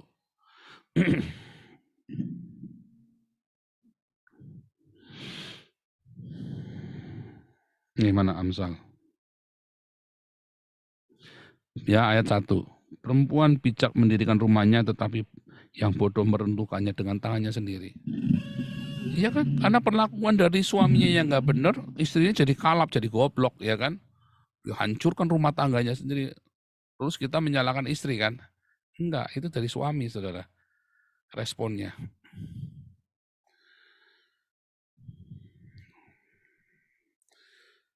Tapi saya nggak bikin apa-apa. Iya, dari awal kamu sudah milih jodoh pun sudah salah. Lah kamu semua itu dari awal, saudara. Anda nggak bisa ucuk-ucuk. Dia sudah begitu, nggak bisa. Itu ada asal-usulnya. Ya sudah, terima nasib saja. Sekarang perbaikin. Kamu bangun istrimu supaya istrimu bisa membangun rumah untukmu. Begitu, saudara. Bagaimana cara membangunnya? Dengan logos dan melakukan. Makanya tadi harus jadi pasangan yang sepadan, equal, satu yok. Satu yok di dalam apa? Di dalam iman, di dalam pengetahuan, di dalam rema. Begitu, saudara. Itu semua berkaitan, nggak bisa enggak. Itulah syaratmu kalau kamu mau menikah dengan benar. Sudah terlanjur, Pak. Ya wes, lah gimana udah terlanjur. Itu pun Anda masih tetap bisa bangun. Ya udah Pak, mau gini saja Pak, ya karepmu. Kalau saya mah tetap tak bangun. Anda kan mau bikin Taman Eden. Ya, Anda hidup di taman, sudah punya taman di belakang berantakan, di usia tua Anda, kan nggak ada waktu terlambat kan, waktu cuma seminggu, Anda bangun lagi itu taman kan, supaya jadi Taman Eden kan. Kenapa tamannya itu jadi rusak, halaman kebun belakangmu jadi kumuh? Karena kamu tidak rapikan. Setiap kamu tidak merapikannya, makin lama makin runyam, saudara. Ya, tapi setiap kamu rapikan, akhirnya jadi indah taman itu. Ya. Jadi istri itu dibangun. Nanti Anda nonton ya. Anda nonton Embun Pagi yang judulnya apa? Wanita Bijak judulnya, saudara. Istri yang bijak. Ya, judulnya ini ya. Anda nulis dari video lalu istri yang bijak. Nonton ini ya. Saya nggak akan lama-lama di situ supaya kita bisa sharing. Pernikahannya mereka keduanya telanjang. Manusia dan istrinya, tetapi mereka tidak merasa malu. Anda kudu transparan. Jangan sampai ada handphone yang di-password istrimu nggak tahu, suamimu nggak tahu. Jangan sampai Anda malu-malu. Tidak ada rahasia suami istri, saudara. Dan nggak usah malu gajimu kecil atau apa, nggak usah malu, saudara. Anda harus buka semuanya. Kecuali Anda adalah intelijen rahasia negara. Wah, repot memang. Tapi Anda harus buka semuanya. Dan yang istri juga jangan banyak ngomong. Nah, itu harus diajarin. Makanya dari awal, kalau Anda seorang yang pegang rahasia negara atau pegang rahasia penting, itu kerjaanmu, Anda cari istri yang jangan banyak ngomong. Kan dari awal kan semua dibentuk. Lalu Anda kawin karena nafsu kok, bukan karena ingin membentuk keluarga.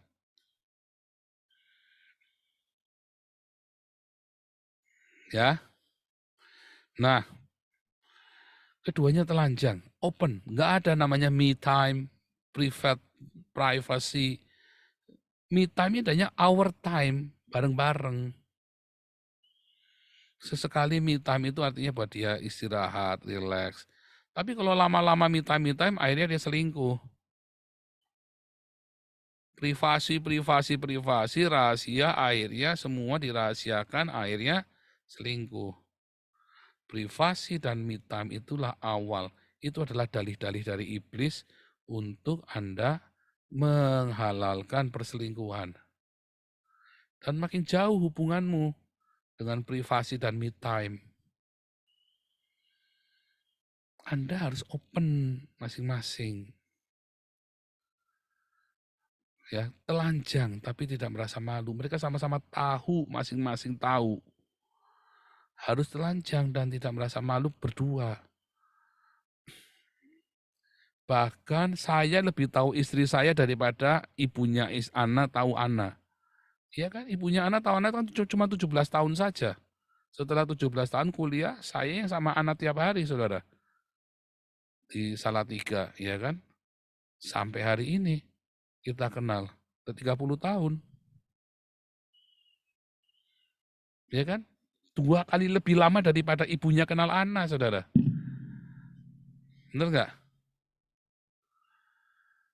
Makanya itu penting gitu pernikahan. Kalau Anda nggak sampai ke tahap ini, ya pernikahanmu nggak akan maksimal. Dan Anda harus siap ketika mau menikah, siap dengan ini nggak? Makanya waktu milih jodoh, Anda tahu Anda kerjanya apa, Anda seperti apa, Anda buka open. Waduh, aku nggak siap dengan ini. Ya udah, jangan diterusin. Kalau Anda ketemu, ya saya senang dia jodoh buat aku, dia rajin ngomong, ya kan, sayanya pendiam. Ya Anda jangan kerja di tempat yang rahasia. Nanti rahasiamu bocor semua gara-gara istrimu. Berarti kamu kerjaannya yang rubah, jangan jadi intelijen negara. Ya kan, yang menyimpan rahasia orang. Kamu kan cerita kalau nggak sengaja sama istrimu cerita kemana-mana. Tetapi keterbukaan itu tidak termasuk dengan rahasia perusahaan ya, bukan. Artinya me time, semua yang berkaitan dengan pernikahanmu itu. Rahasia intelijen negara tidak termasuk yang di-sharingkan.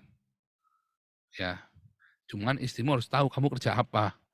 Jangan nanti tiba-tiba Anda ditangkap sama agen Rusia, Anda ternyata double agent, istrimu plong-plong bingung, kasihan.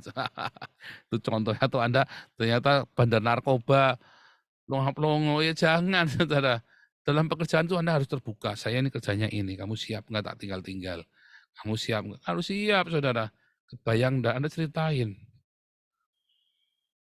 Kayak Pak Daniel Alexander. Ya, tadinya kan nggak mau menikah, beliau itu benar nggak mau nikah.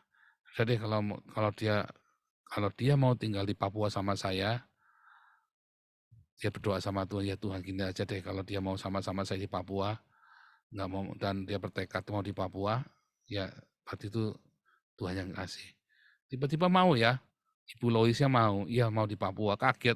Ini orang dari orang kaya, tinggal di Amerika, mau diajak ke Papua, mau diajak pergi ke hutan. Kaget ya pada Alexandernya. Tetapi ini mereka bahagia ya sekarang ya. Nggak punya anak tapi anaknya banyak. Tapi bahagia. Karena sudah satu visi, satu penanggungan, terbuka dari awal. Ya, terbuka saudara, nggak main-main. Benar. Ini ya, inilah hubungan, ya rahasia besar.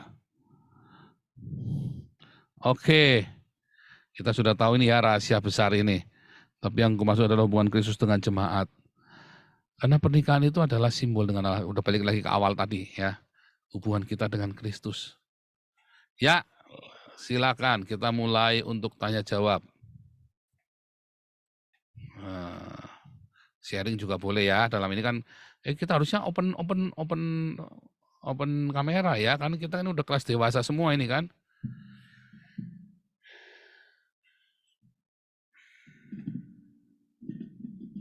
Wah, ini pada takjub, pada nyesel nih. Nyesel kan. Nah, pada takjub apa pada nyesel? Aduh, kasep, Pak. Dahsyat, Pastor. Dahsyat. Kenapa nggak dari dulu ya? Aduh, pada nyesel di sekarang nih. Jangan disesali. Sekarang dirubah, walaupun sudah punya cucu juga nggak apa-apa. Membangun Taman Eden itu nggak ada kata terlambat ya. Pelan-pelan. Ya tetap pelan-pelan bertahap. Paling nggak kita bikin, oke lah taman ini berantakan. Satu sudut itulah kita bikin anggrek semua. Ya kan? Wah, kalau bangun semuanya terlalu berat, udah nggak ada waktu. Ya bangun satu sudut saja, anggrek semua. Paling nggak ada yang kita nikmati di hari tua kita. Gitu, saudara ya. Kayak papi mami saya ya, udah berantem, udah mau mati, baru merajut keindahan. Paling nggak ada kenangan manis, saudara. Waktu saya berantem sama Ana, ya, kami mau cerai. Karena waktu itu sudah benar-benar pahit, hati saya pahit, Ana pahit. Saya bilang, sampai nggak punya kenangan manis ya, kita lupa ya kenangan manis itu. Saya bilang, sayang, nanti kita nggak punya kenangan manis, kita pisahan aja. Supaya kalau kita tua, kita masih punya kenangan manis, kamu sama aku masih punya kenangan, anak-anak juga punya kenangan yang indah tentang kita. Nah, dari kata kenangan manis itu akhirnya kita berdoa lagi. Kita doakan persiapan mau cerai. Ya, kita puasa dan akhirnya Tuhan pulihkan ya. Sampai hari ini kenangan kita merajut kenangan yang lebih manis daripada dulu. Anggurnya lebih manis ya, perjamuan di Kana ya. Itu saudara ya. Betul. Bagikan kepada anak-anakmu saudara. Ya, bagikan, diajarkan. Nanti diulang-ulang lagi ya. Yang hari ini saya ngajar, saya ini ya maksimal ya. Jadi nanti kelas ini saya kasih ke kelas Rabu juga ya. Karena yang ini saya lebih banyak ini ya. Kemarin saya memang masih apa namanya kecampur ya dengan beberapa, kasih prolognya kelamaan. Yang ini materinya lebih bagus. Oke, ada yang mau sharing juga boleh, mau tanya jawab juga boleh. Ini kelas dewasa ya, jadi kita lebih banyak diskusi ya, bukan kayak kelas apologetik sama evangelis. Dan kita kelas ini santai, nggak kejar target hari sekian selesai, enggak ya. Kita masih ada 2 bulan lagi kalau nggak salah ya. Masih ada mendidik anak dan membangun komunitas ya.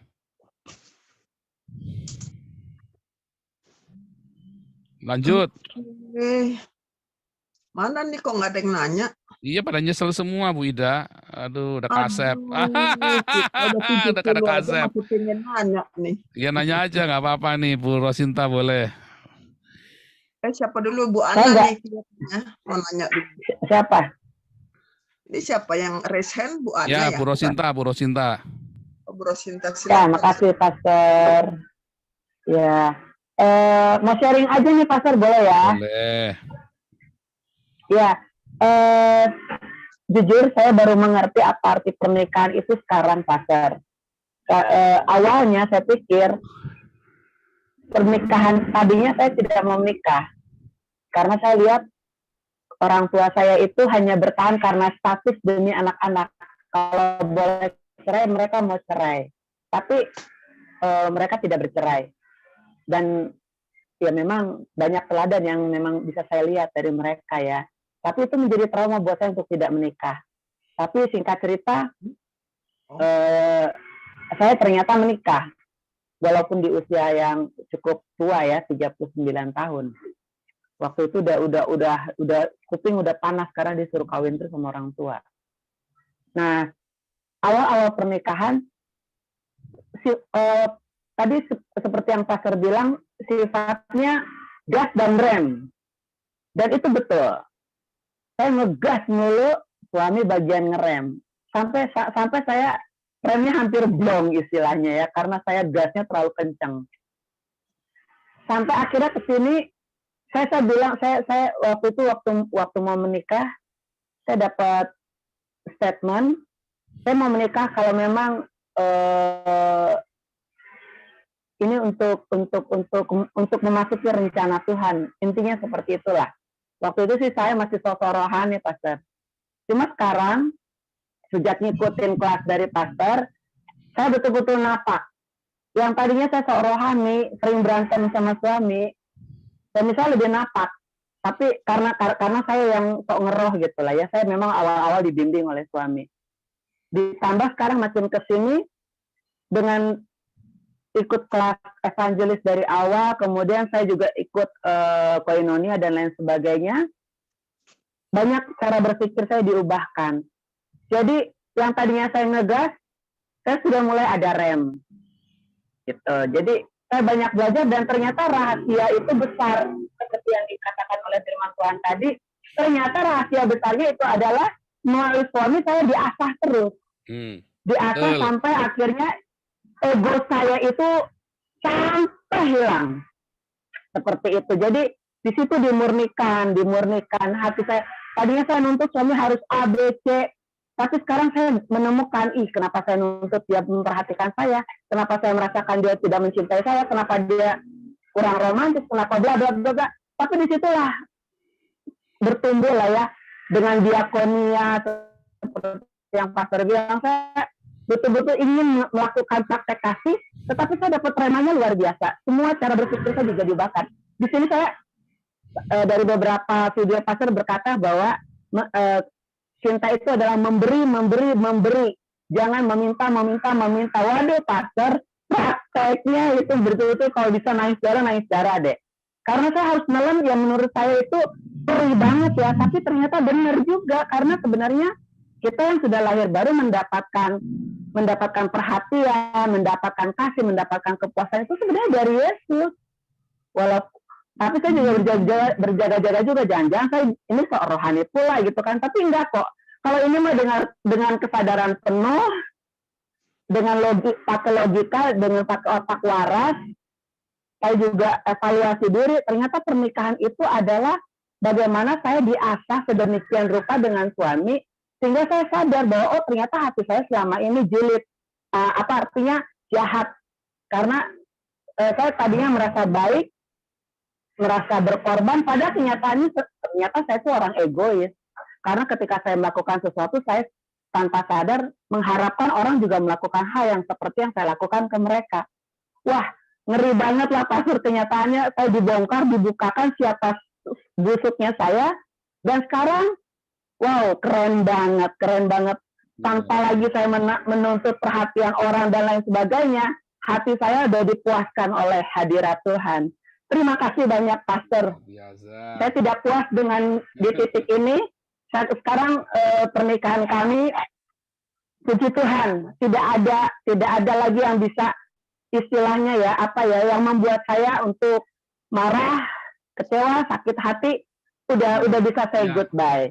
Tapi udah bisa menerima, mengasihi, mengampuni, memberkati. Luar biasa Pastor, terima kasih. Ya, terima kasih, itu aja yang mau saya bagikan. Tuhan terus bekerja ya dalam kehidupan Puro Sinta dan kita semua tentunya ya. Ya, yes.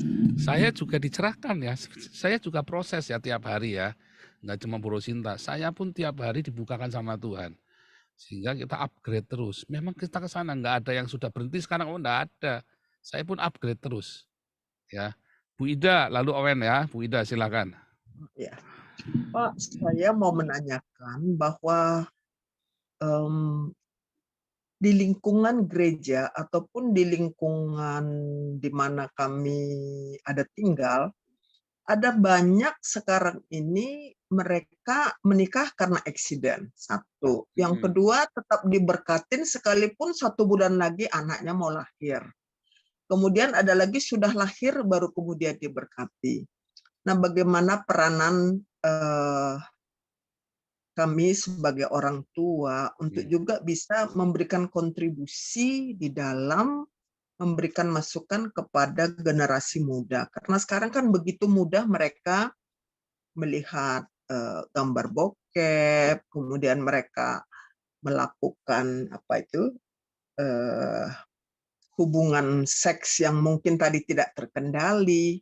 Bagaimana Pak sikap supaya kita juga bisa memberikan pada Kemarin mereka? kan Pak Daniel Alexander bilang ya, dari kecil sudah diajarin pendidikan seks di rumah, sehingga anak ini nggak penasaran kan. Itu satu, itu satu. Tapi kan masalahnya kalau sudah terlanjur, ya diomongin bawa kondom. Kita sudah tahu dia memang udah free sex ya, pakai kondom ya, kasih tahu nggak apa-apa. Oh, kamu nggak boleh berhubungan seks, oh, jangan. Kamu pakai kondom ya, nanti kamu nyesel nanti. Bukan masalah hubungan seks yang bukan anaknya. Kalau anaknya mah kita pelihara. Kalau kena penyakit kelamin, kena HIV gimana? Kalau punya anak nggak apa-apa, saudara. Kalau punya HIV yang repot. Terus kalau punya penyakit-penyakit aneh-aneh lainnya, kita pusing, saudara, yang ngerawat. Kalau punya anak, kita ngerawat anak sudah lahir, kita senang, kita timang. Nah, kalau dia kena HIV, kita ngerawatnya juga setengah mati, duitnya juga keluar. Benar nggak? Jadi ngomong, pakai kondom. Dikasih tahu, nanti kamu bodoh. Apa boleh saya berhubungan seks? Nggak boleh. Cuman saya lebih susah, lebih baik kamu punya anak daripada kamu punya penyakit. Itu masalahnya. Jadi kita ngomong, yang kamu lakukan nggak benar. Kamu lakukan, kita tunjukkan, kita support dia. Bahkan di dalam kesalahannya kita kasih tahu dia, kalau kamu hidupnya kudus, hidupmu akan beruntung. Orang-orang yang free sex itu ya, yang sudah dari muda itu sudah free sex itu, keberuntungan tetap jauh dibanding dengan orang-orang yang di dalam Tuhan. Saya sendiri kan di dalam Tuhan. Orang berdarah-darah berjuangnya, saya mah terbang, saudara. Dan saya ngamati orang-orang yang hidupnya kudus kayak saya juga hidupnya selalu beruntung. Tuhan kasih keberuntungan. Makanya begitu kita jatuhnya dalam. Kenapa? Ya karena kita mengkhianati perjanjian dengan Tuhan. Kayak hari ini saya kan hidupnya selalu beruntung. Ya karena saya hidupnya takut sama Tuhan, hidup dalam kekudusan. Nah itu kita bagi, ya. Kasih tahu anak-anak kita, kamu pengen beruntung, hidup dalam kekudusan. Jangan puaskan hawa nafsumu. Caranya gimana? Kamu punya keintiman dengan Tuhan, nanti kamu bisa menghindari hawa nafsu. Ini kan anak muda, kita kan normal kalau kita begini. Ya normal, kamu nanti hidupnya seperti orang lain, berdarah-darah. Karena itu kan memang tanah yang terkutuk kan. Nah, kamu ingin kamu beruntung, ya hidup dalam kekudusan. Itu pilihan kamu pokoknya. Kita udah nggak bisa apa-apa lagi. Kamu sudah di lapang, itu pilihan kamu. Kamu hidup dalam persinahan. Bahkan orang sudah suami istri aja bisa selingkuh kok di kantor. Banyak. Iya kan banyak. Jadi kita nggak bisa munafik. Lalu diberkati ya sebenarnya itu cuma pura-pura semua ya, nggak bisa ngomong apa-apa. Itu gerejanya begitu, pendetanya kita kan nggak bisa ngatur pendetanya begitu kan, pendeta aturan udah begitu. Kalau saya mah nggak mau tetap ya. Ya ngapain? Udah begitu saja. Yang penting kamu jangan selingkuh.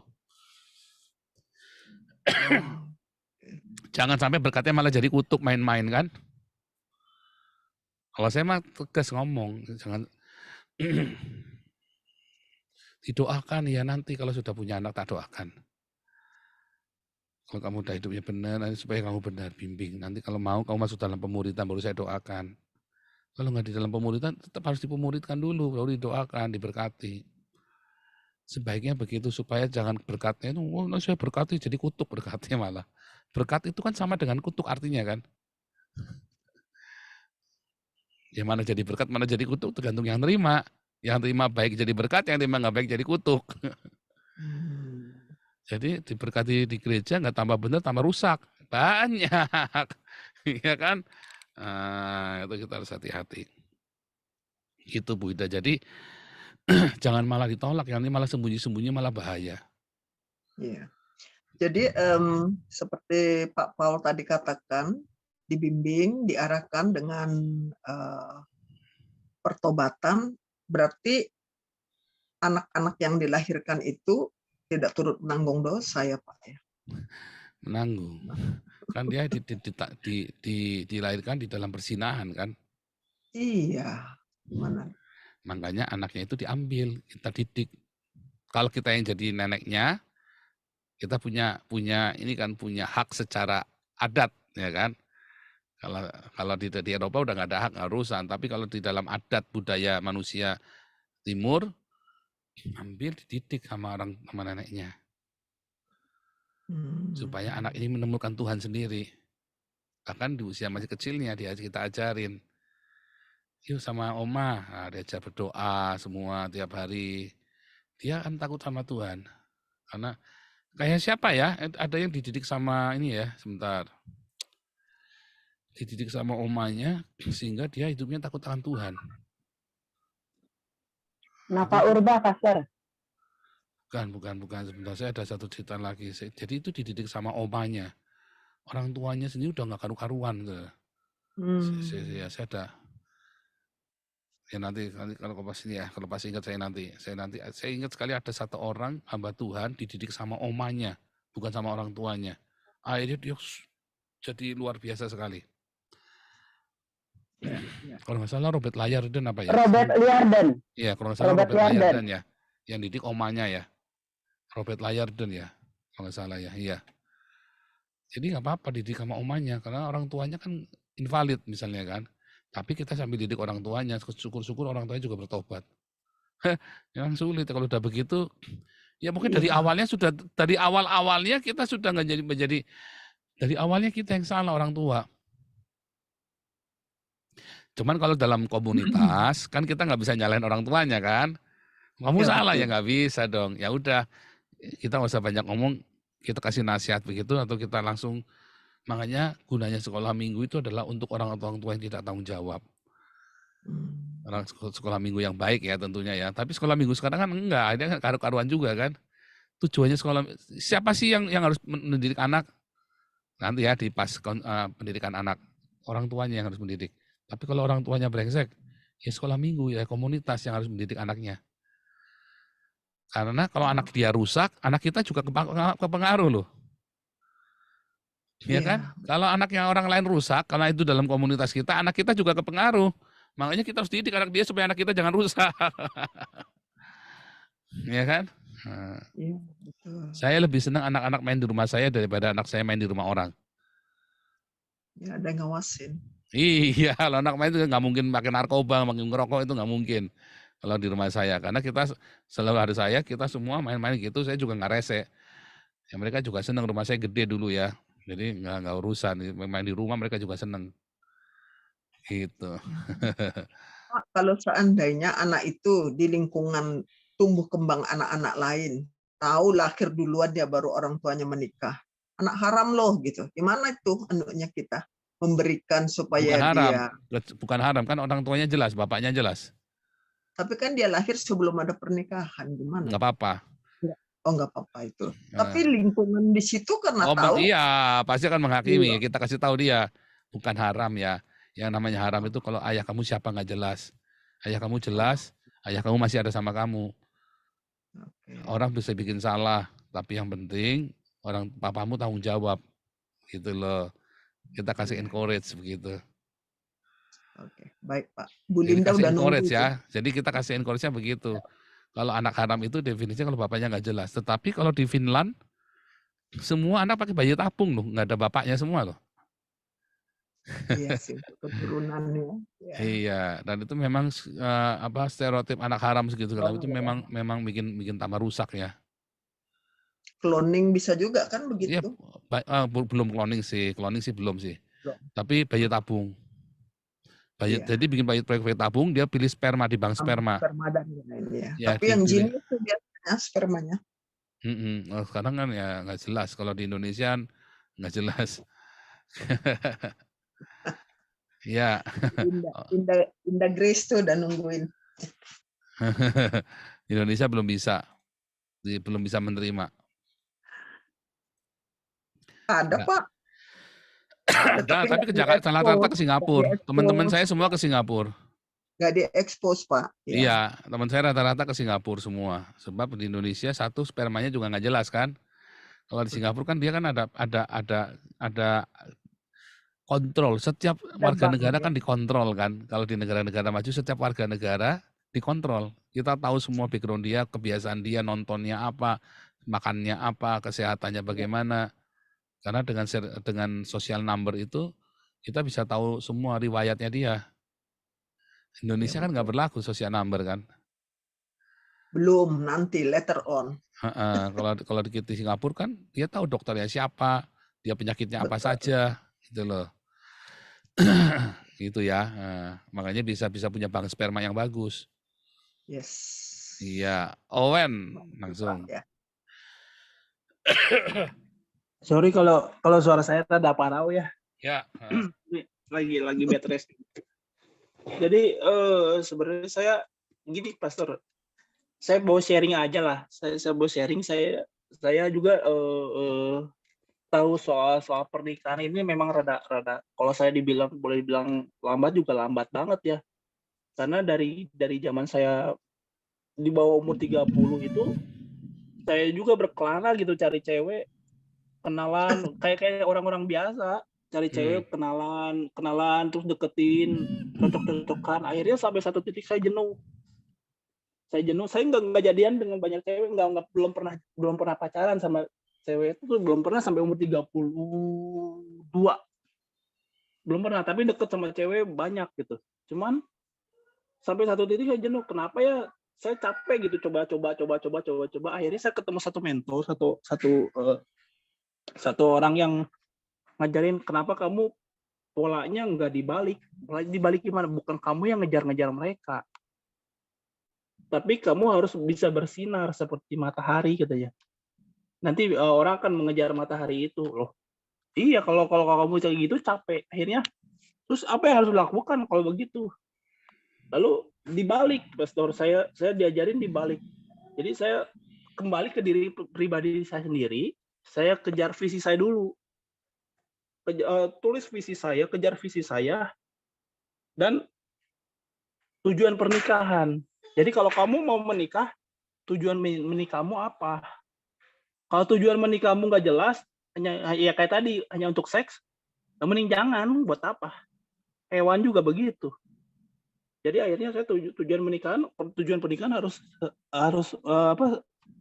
harus mendukung visi besarnya kamu katanya. Oh ya oke, saya saya bikin tujuan pernikahan saya uji terus sebelum saya belum ada hubungan sama cewek manapun gitu ya. Tulis tujuan pernikahan. Ini pernikahan saya mau menikah mau ngapain nih? Nanti udah menikah mau ngapain? Karena saya lihat orang tua saya lihat paman saya lihat tetangga saya. Tiap pagi itu banyak yang ribut. Saya tuh suka kesel gitu ya. Aduh, ini orang menikah tiap hari ribut aja. Nggak pagi, nggak siang gitu. Kadang-kadang malam juga ribut aja. Saya kok kejengkel gitu loh. Terus mereka dorong mereka semua tuh, tetangga, teman gereja, orang tua. Wah, teman gereja orang tua maksa gitu. Kapan kawin? Waduh, saya sampai jengkel. Lu nyuruh gua kawin, emang lu mau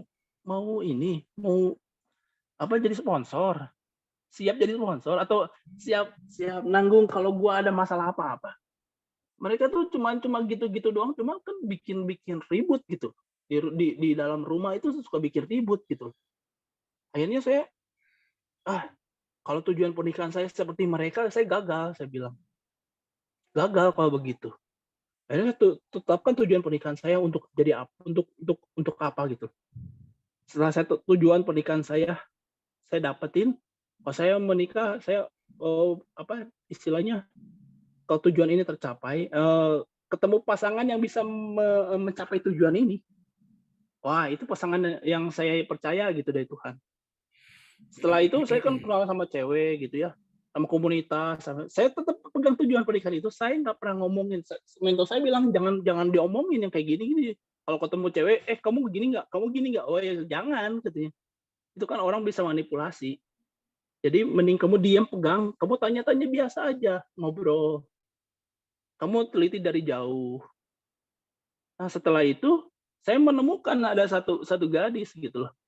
Kok ini orang secara penampilan fisik biasa aja dibandingkan cewek-cewek yang biasanya kalau saya suka gitu kan, oke lah wajahnya oke banget gitu. Tapi yang ini dari awal sih biasa-biasa aja. Dibandingkan teman-temannya, mungkin teman-temannya lebih cantik gitu ya, secara physically lebih bagus lah. Tapi kok orang ini kan sesuai, saya cek satu persatu, saya punya tujuan pernikahan ada 4, saya cek satu-satu, kena semua. Terus saya deketin, saya nggak lama-lama ya, nggak lama-lama ya. Saya deketin, saya waktu itu masih pakai BBM ya. Saya tembak dia, ternyata dia terima. Terus diuji, dia juga ternyata tujuan hidupnya dia ternyata ada dalam diri saya. Wah, klop. Udah gitu, nggak berapa lama kita jalan dalam minggu pertama jalan, udah nggak ini. Si mentor itu ngajarin ke saya nggak pacaran sayang-sayangan gitu ya, mesra-mesraan. Tapi ini kan tipe saya tipe orang kolerik ya, Pastor ya. Jadi saya dikasih satu kertas gede, isinya tuh kayak apa namanya? Chart itu kayak chart akar pohon. Isinya misalkan keuangan.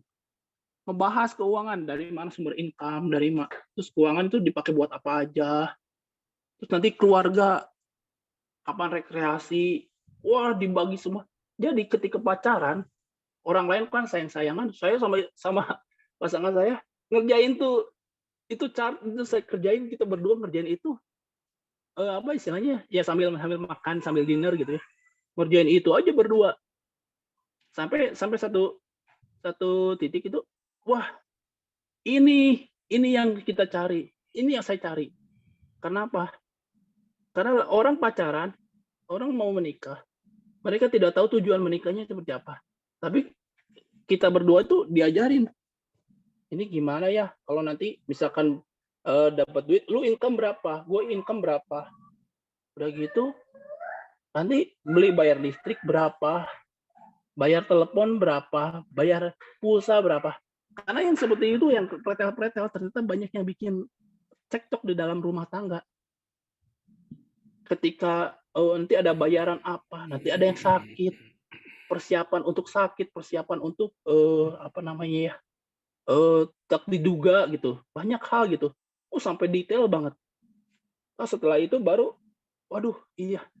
Sebenarnya metode ini kalau buat saya yang kolerik mungkin cocok banget, tapi kalau ini bisa diterapkan banyak anak-anak muda, wah itu banyak yang terselamatkan sebenarnya.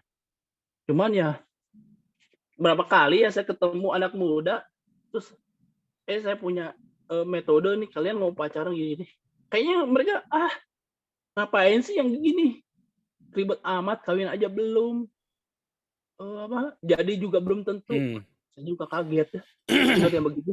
Tapi sebenarnya kalau kita udah belajar itu dari pengenalan itu, wah saya nggak cocok sama kamu nih, bisa langsung ya, sebetulnya begitu loh. Atau kalau dari situlah ditemukannya kecocokan. Kalau cocok, lepas. Kalau nggak cocok, sebetulnya lepas. planning kehidupan itu memang itu penting ya, planning kehidupan itu. Nanti kita ada nanti ya, mengatur keuangan dalam keluarga, mengatur keuangan dalam komunitas. Nah iya itu, jadi detail-detail itu tuh dibahas. Ribut, Pastor, beneran lagi orang lain pacaran. Sayang-sayangan saya mah. Ribut, berantem. Kalau saya ributnya setelah itu, setelah baru ngatur keuangan, karena dulu kita nggak diajarin mengatur keuangan. Nah itu Ributnya setelah makanya saya menikah. Nah itu memang nah terlambat. iya. Nah iya, saya juga baru tahu sekarang dulu juga nggak tahu. Kalau tahu dari dulu saya, aduh, udah tahu dari dulu. Saya udah mungkin udah menikah dari tahun kapan gitu. Sekarang udah umur saya umur 33 baru menikah gitu loh. Ya nggak terlambat, Saya nggak apa-apa. harapan orang tua kan, wah kamu umur 28, 29 lah, udah 30 tuh udah topnya lah, harus udah menikah gitu. Tapi saya nggak menemukan apa esensinya itu loh, belum Iya, nemu iya jangan esensinya dong. itu. Jangan buru-buru dong. Dan nggak Iya, menyesal saya sih nggak juga, buru-buru. memang ada Iya, pencarian, ada kedewasaan dulu penting. Orang ada yang dewasa umur 25 udah dewasa, ada yang umur 40 baru dewasa. Ada yang umur nah iya. 50 masih belum dewasa. Oh ada. Iya, jadi nggak apa-apa, jangan disesali juga, biasa aja. Oh, Syukuri, iya. ya kan? Jadi Iya. jangan kejar target. Pernikahan itu jangan kejar target pokoknya. Itu pokoknya udah paling salah aja. Pernikahan yang kejar target. Jadi kayak Bu Rosinta, Bro Wen itu, ya nggak apa-apa, tenang-tenang saja, nggak ada yang disesali. Sekarang baru ngerti nih, ya jangan nyesel, nggak apa-apa. Sekarang baru ngerti, ya udah diperbaiki cepetan, buruan, mumpung nafasnya masih ada, mumpung tenaganya masih ada, dan kita jadi berkat. Jadi kan peremaan itu kan nggak langsung hari saya juga dapat langsung begini, enggak. Saya baru mengerti kan 2014. Setelah saya 15 tahun menikah, saya baru ngerti, ya kan. Tapi ini lanjut dulu ya, ini terakhir ya, Bu Iya. Linda, karena kita mau lanjut Thank lagi. you. Bu Linda terakhir ya, nanti minggu depan kita masih lanjut, boleh tanya lagi ya, boleh sharing lagi, boleh tanya lagi ya. Bu Linda. Ya, oke. Selamat malam Pak Paul, Malam. Tante Ida, Ibu Rosinta, Halo. Bro Wayne, shalom semuanya. Halo, Mau salam tanya juga, Bu. untuk hari ini saya ingin lebih ditegaskan lagi sama Pak Paul mengenai Matius 19 ayat 9, yaitu yang perceraian karena zina. Nah, itu gereja itu sepertinya masih abu-abu gitu loh. Iya. Jadi barang siapa menceraikan istrinya kecuali zina. Nah, satu pertanyaan ada dua sebenarnya. Yang pertanyaan pertama adalah, apakah di Alkitab diceritakan barang siapa menceraikan suaminya? Ini kan mengenai istri, Pak Paul. Jadi istri lalu kawin dengan perempuan lain. Lalu bagaimana dengan kawin dengan laki-laki lain gitu? Apakah hukumnya sama sementara kita diajarkan untuk membaca Alkitab secara pesyat? Ya, kemudian pertanyaan yang kedua adalah seandainya memang banyak kasus suami istri sesudah bercerai, salah satu atau bahkan dua-duanya itu banyak yang menikah dan gereja merestui pernikahan itu. Kemudian pertanyaan saya adalah, itu kan di dalam Alkitab dianggap berzina. Bagaimana padahal mereka sudah mengetahui hal itu, bahwa suami istri yang bercerai menurut mereka itu dianggap berzina jika mereka menikah lagi. Konsekuensinya itu apa, Pak Paul? Lebih kepada konsekuensinya gitu loh setelah mereka lakukan itu. Konsekuensinya ya dia ngulangin lagi semuanya. Pertanggungjawaban dia dengan Tuhan itu bagaimana, Pak Paul? Nggak ada masalah. Kita itu bukan bertanggung jawab sama Tuhan loh, bukan loh. Kita itu bertanggung jawab dengan konsekuensinya kita sendiri loh. Untung Bu Ana. Jadi yang menghukum kita itu bukan Tuhan, kita menghukum diri kita sendiri. Jangan salahkan Tuhan kalau kita nggak bahagia nanti. Bukan masalah pertanggungjawaban dengan Tuhan, itu salah ya, nggak ada ya. Di dalam Alkitab kita bertanggung jawab sama Tuhan, nggak ada. Kita bertanggung jawab sama jiwa kita loh yang akan menderita konsekuensi yang baik di bumi maupun di sorga. Maupun nanti di alam setelah kematian nanti kan, Mau kita kita menderita karena pilihan kita, dan kita melihat anak-anak kita menderita gara-gara keputusan kita yang salah. Ini kan tadi. Ya, jadi itu semua kita, salahnya kita sendiri, jangan salahkan Tuhan. Makanya dalam doanya kadang-kadang Tuhan nggak jawab. Tuhan tolong pulihkan kami, Tuhan nggak jawab. Yang Tuhan bilang kan, aku bilang jangan, sekarang kamu harus menuai yang kamu tabur. Bukan saya tidak menjawab doamu. Tetapi memang bagian dari konsekuensi kita harus menderita, kita bergesekan, kita harus mengalami ini, ngalamin itu. Tuhan tidak jawab. Memang sudah ada hukumnya, nggak bisa diapa-apain. Yang bisa adalah nikmati konsekuensi itu di dalam pertobatan, sehingga kita makin dekat dengan Tuhan. Itu kan, tapi kan kalau konsekuensinya adalah misalnya nih, akhirnya nih kita kena HIV gara-gara konsekuensi dari perbuatan kita. Gara-gara HIV saya dekat dengan Tuhan ya. Saya tetap memilih saya sehat tanpa HIV dan saya dekat dengan Tuhan. Benar nggak? Oh, gara-gara HIV saya jadi lahir baru. Ya, saya lebih memilih saya sehat seperti sekarang ini dan saya lahir baru. Wah, sekarang saya hidupnya di kolong jembatan tapi sambil melayani Tuhan. Saya tetap memilih saya hidup di rumah, punya mobil, anak saya sekolah, ya kita Natalan bisa beli pakaian, dan saya lahir baru dan tetap memberitakan Injil. Kan tetap enak yang begitu, kayak yang normal kan. Tapi ini berkat Tuhan, gara-gara ini saya kenal Tuhan, gara-gara di penjara saya lahir baru ketemu Tuhan. Ya, tetapi saya tetap memilih di luar. Oh, tapi Tuhan akan jawab doa, Tuhan akan keluarkan dengan cara ajaib. Enggak akan dikeluarin. Udah terang jelas-jelasan hukumannya kena narkoba 20 tahun atau hukuman mati kok. Mau keluar gimana? 1 dari 1 triliun kemungkinan. Salah tangkap. Tapi kalau sudah barang-barang jelas, ya negaranya perang lalu penjara dibom, porak-poranda bisa keluar. Gitu kan. Tapi itu 1 dari sekian kemungkinan. Ya nikmati saja di penjara bersama dengan Tuhan dan belajar di situ. Itu kan konsekuensi kan. Kita sudah melanggar apa yang sudah ditetapkan, kita harus terima konsekuensinya bersama dengan Tuhan. Memang kemudian kita mendapatkan hal yang baik di situ, di tengah-tengah konsekuensi itu bonusnya. Jadi kita bukan bertanggung jawab sama Tuhan, ya kita bertanggung jawab dengan diri kita sendiri. Itu yang diajarkan oleh Alkitab, konsekuensi, buah pengetahuan baik dan jahat. Bukan dihukum Tuhan ya, tapi buah pengetahuan baik dan jahat adalah cerita konsekuensi. Keputusan dan konsekuensi. Ya. Ini jangan khawatir, nggak apa-apa. Masalah pernikahan, perceraian, pokoknya dari kasih tahu ini loh aturannya. Kalau mau dilanggar, nggak apa-apa, ada konsekuensi. Itu ya. Aduh, menikah dengan orang yang bercerai, ya nggak apa-apa, ada konsekuensi.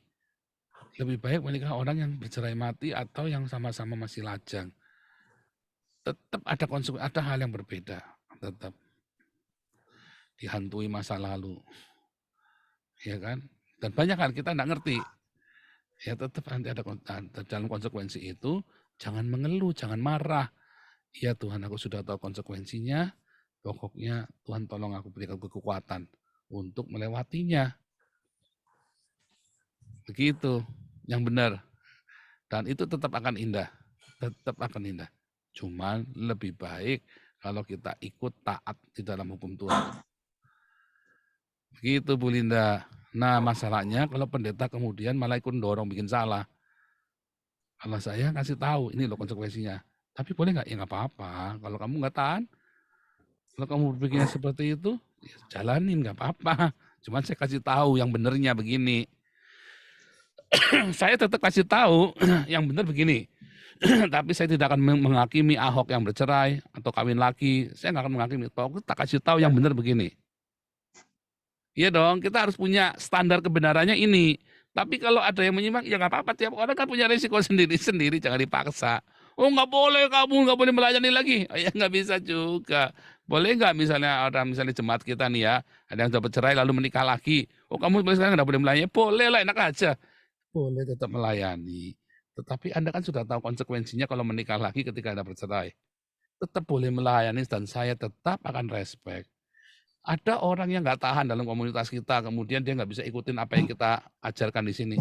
Apakah dia nggak boleh melayani lagi? Boleh melayani yang saya ajarkan. Ini yang benar loh ya. Kalau kamu tidak bisa ikutin, masing-masing ada konsekuensinya. Mudah-mudahan tahun depannya lagi, selama kamu bersama dengan kita, kamu akan tetap bisa ikut.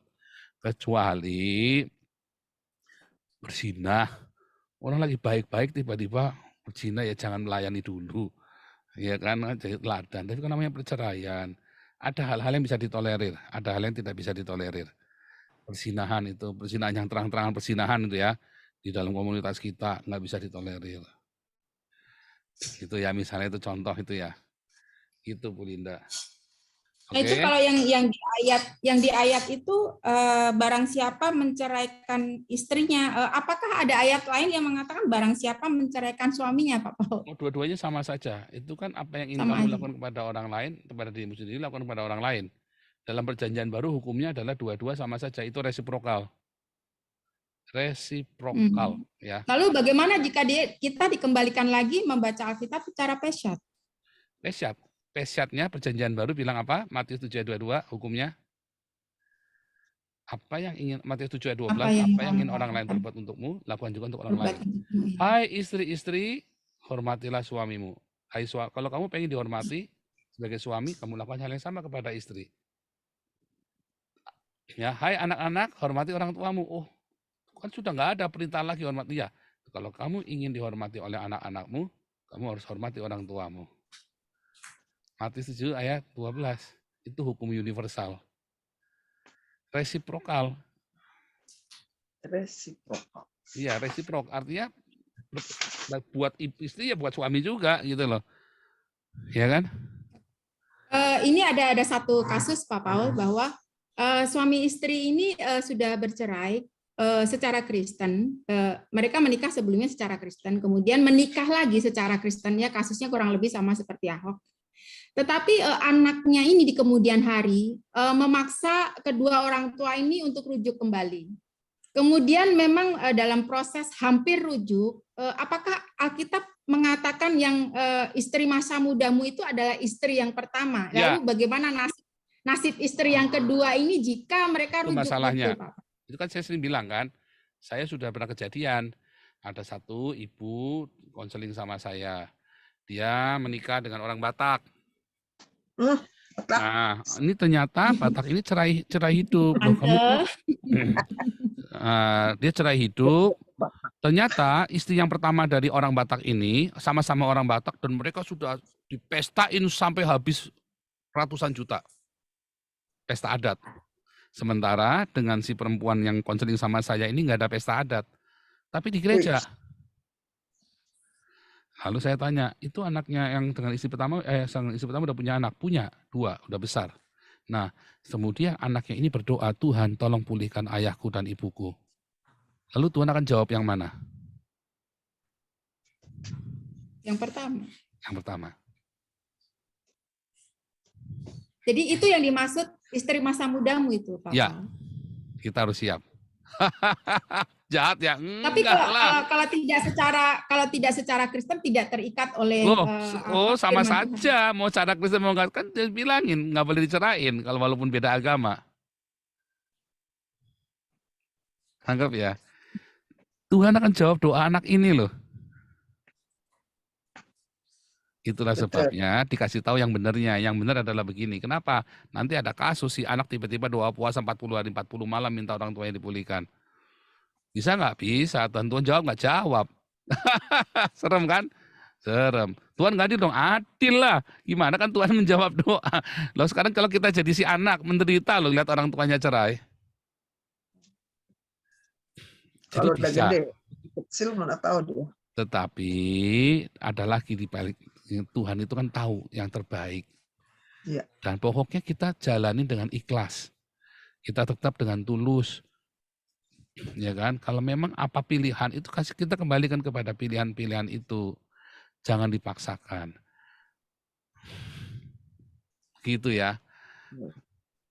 Jadi yang penting kita sudah tahu yang benar. Kalau sudah tahu yang benar, kita harus siap nanti konsekuensinya. Walaupun konsekuensi yang saya cerita tadi itu satu dari sekian kemungkinan. Nggak ada, biasanya kalau sudah cerai ya sudah. Ya kenapa kalau sudah kawin lagi. Tapi Saya selalu mengencourage ya kalau ada orang, saya ditinggal suami saya kawin lagi. Loh kamu menceraikan? Enggak, saya nggak pernah mau cerai. Tapi suami saya menikah lagi. Kamu masih percaya Tuhan bikin? Iya. Kamu doa, anak-anakmu doa. Nanti suamimu balik. Balik beneran. Balik beneran. Tapi tetap pakai yang kedua. Enggak, cerai dengan yang kedua. Tiba-tiba ruwet sama yang kedua itu. Oh, Dengan cara yang ajaib, pokoknya ruwet. badai ya. Iya. Atau tiba-tiba mati itu yang keduanya. Bisa jadi. Serem. Iya. Misalnya kayak Ahok nih, kita balik lagi Ahok nih contoh nih. Tiba-tiba anak perempuannya itu doa sama Tuhan. Sungguh-sungguh. Bisa nggak Ahok balik sama Veronica? Bisa loh. Bisa. Itu mereka orang-orang yang cinta Tuhan loh. Iya kan? Tapi Ahok kan Bisa. diuntungkan Pak. Istrinya Islam jadi Kristen. Apakah lahir baru? Lo masalah itu Kristen jadi Kristen kan cuma omongan doang. Kalau Islam jadi Kristen karena supaya bisa diberkati di gereja. Aduh saya mah nggak pernah percaya orang Islam jadi Kristen tuh sembarang langsung percaya begitu ya. Saya mah bukan patokan ya. Yang penting dia lahir baru apa enggak. Yang tahunnya lahir baru ya buah dari buahnya. Tapi satu jiwa Pak. Kan di Lubuk Pakam tuh ditarik. Ini kan di mana ya? Nah itu repot. Kita nggak tahu apa yang terjadi. Kita nggak pernah tahu. Karena itu hati manusia itu penuh dengan muslihat. Iya sih. Iya kan? Karena kaya si Ahok. Kita nggak Oke, dia ngerti. mau Gitu loh. Itu dan kita tidak bisa menyalahkan juga. Belum tentu juga Ahok saat bagaimanapun juga dia normal. Saya mau hidup normal. Ya boleh saja. Tapi kita nggak Tapi ngerti. itu nggak boleh ada pemberkatan kedua kali dong, Pak Paul. Ya kalau saya ya, Harusnya gereja lebih strict gitu ya. kalau saya dalam kasusnya Ahok, saya tidak akan memberkati karena terlalu dekat. Tapi kalau misalnya nih ada orang yang menikahnya udah cerainya udah lama, udah 10 tahun lebih nih. Terus dia bertahan. Ya kayak orang kalau udah ditinggal mati istrinya, dia sudah masa dukanya selesai, jangan lagi baru ada ya satu pengerja sama-sama pendeta sama saya di Betani dulu. Istrinya baru lagi sakit kena kanker sudah setahun lebih. Jadi dia sudah nggak berhubungan istri dengan istrinya. Terus ada dia dengan sahabatnya perempuan. Di situ terus habis istrinya mati bulan depannya dia kawin sama perempuan ini. Wah langsung dicaci maki ya. Tanahnya masih merah. Ya. Iya tanahnya aja masih basah ya kan. Tanahnya masih basah kan. Caci maki lah. Ya paling nggak nunggulah 2 tahun gitu ya. Setahun lah paling nggak ya. Nunggu setahun paling enggak. Ini mah langsung digarap. Saya bilang, waduh ini mah memang dasar hati udah busuk ini. Daripada saya berzina, loh berarti kamu bukan hamba Tuhan. Kamu ngerti seks doang berarti. Langsung diskors sama Pak Gembala kami. Skors. Nah iya orang baru 30 hari istrinya meninggal langsung menikah lagi. Sudah pernik dulu Pak. Sementara istrinya sakit kali. Iya, sudah ada bukti. penceman. Iya. Ya, Saya kira akhirnya kita semua pikirannya juga sama begitu, walaupun belum tentu. Tapi kan kita pikiran semua jadi begitu. Wah, jangan-jangan istrimu sakit, kamu udah curi stat dulu nih. Betul. Banyak Pak yang begitu. Banyak. Makanya saya bilang ya, kadang-kadang suami-suami istrinya mati itu malah bahagia kan bisa kawin lagi kan. Parah. Iya kan? Udah dapat udah dapat gonogininya, udah dapat ya kan, dapat macam-macamnya. Untung banyak tuh kalau istrinya mati. Parah. Iya, jahat kan? Ya jahat. Nah itulah hatinya orang ya. Siapa tahu, kita enggak pernah tahu. Kayak Ahok. Keren. Kalau Ahok misalnya nih. Kita nggak tahu. Bisa nyalakan ya nggak bisa, kita nggak tahu pokoknya ya jangan. Tapi kalau saya tidak akan saya berkati. Kenapa ya? Kenapa kamu harus minta berkat lagi? Ya udah, yang penting kamu catatan sipil udah selesai. Yang penting kamu jangan gonta-ganti lagi kan? Udah. Kenapa kamu harus minta berkat? Minta berkat sama Tuhan sama saja kan? Gitu loh. Ya panjang lah Pak. Mereka ceritanya kan kita nggak panjang. Kita nggak tahu lah apa. Tapi kalau dia sudah lama prosesnya, udah tunggulah 2-3 tahun. Udah yakin dengan perceraianmu nggak akan balik lagi. Baru menikah. Tapi kalau cerai langsung kawin lagi, berarti kamu tidak kasih kesempatan buat berpikir. Yang dikawinin orang dekat lagi ya. Nah, ya pokoknya kompleks ya. Itu tadi. Tapi pasti orang dekat ya, kalau di kami itu pasti orang dekat. Kalau yang pas kasus begitu pasti orang dekat ya kan. Oke, kita tutup dalam doa ya. Oke, Ini Bu Pak. Margareta tutup dalam doa, silakan.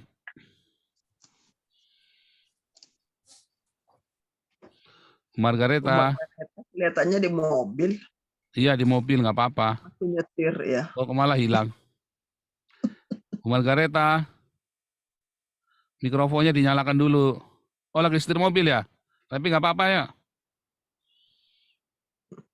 Oh suaranya nggak ada, hilang. Oke, ganti dulu ya. Ganti dulu deh, suaranya nggak ada. Ini ada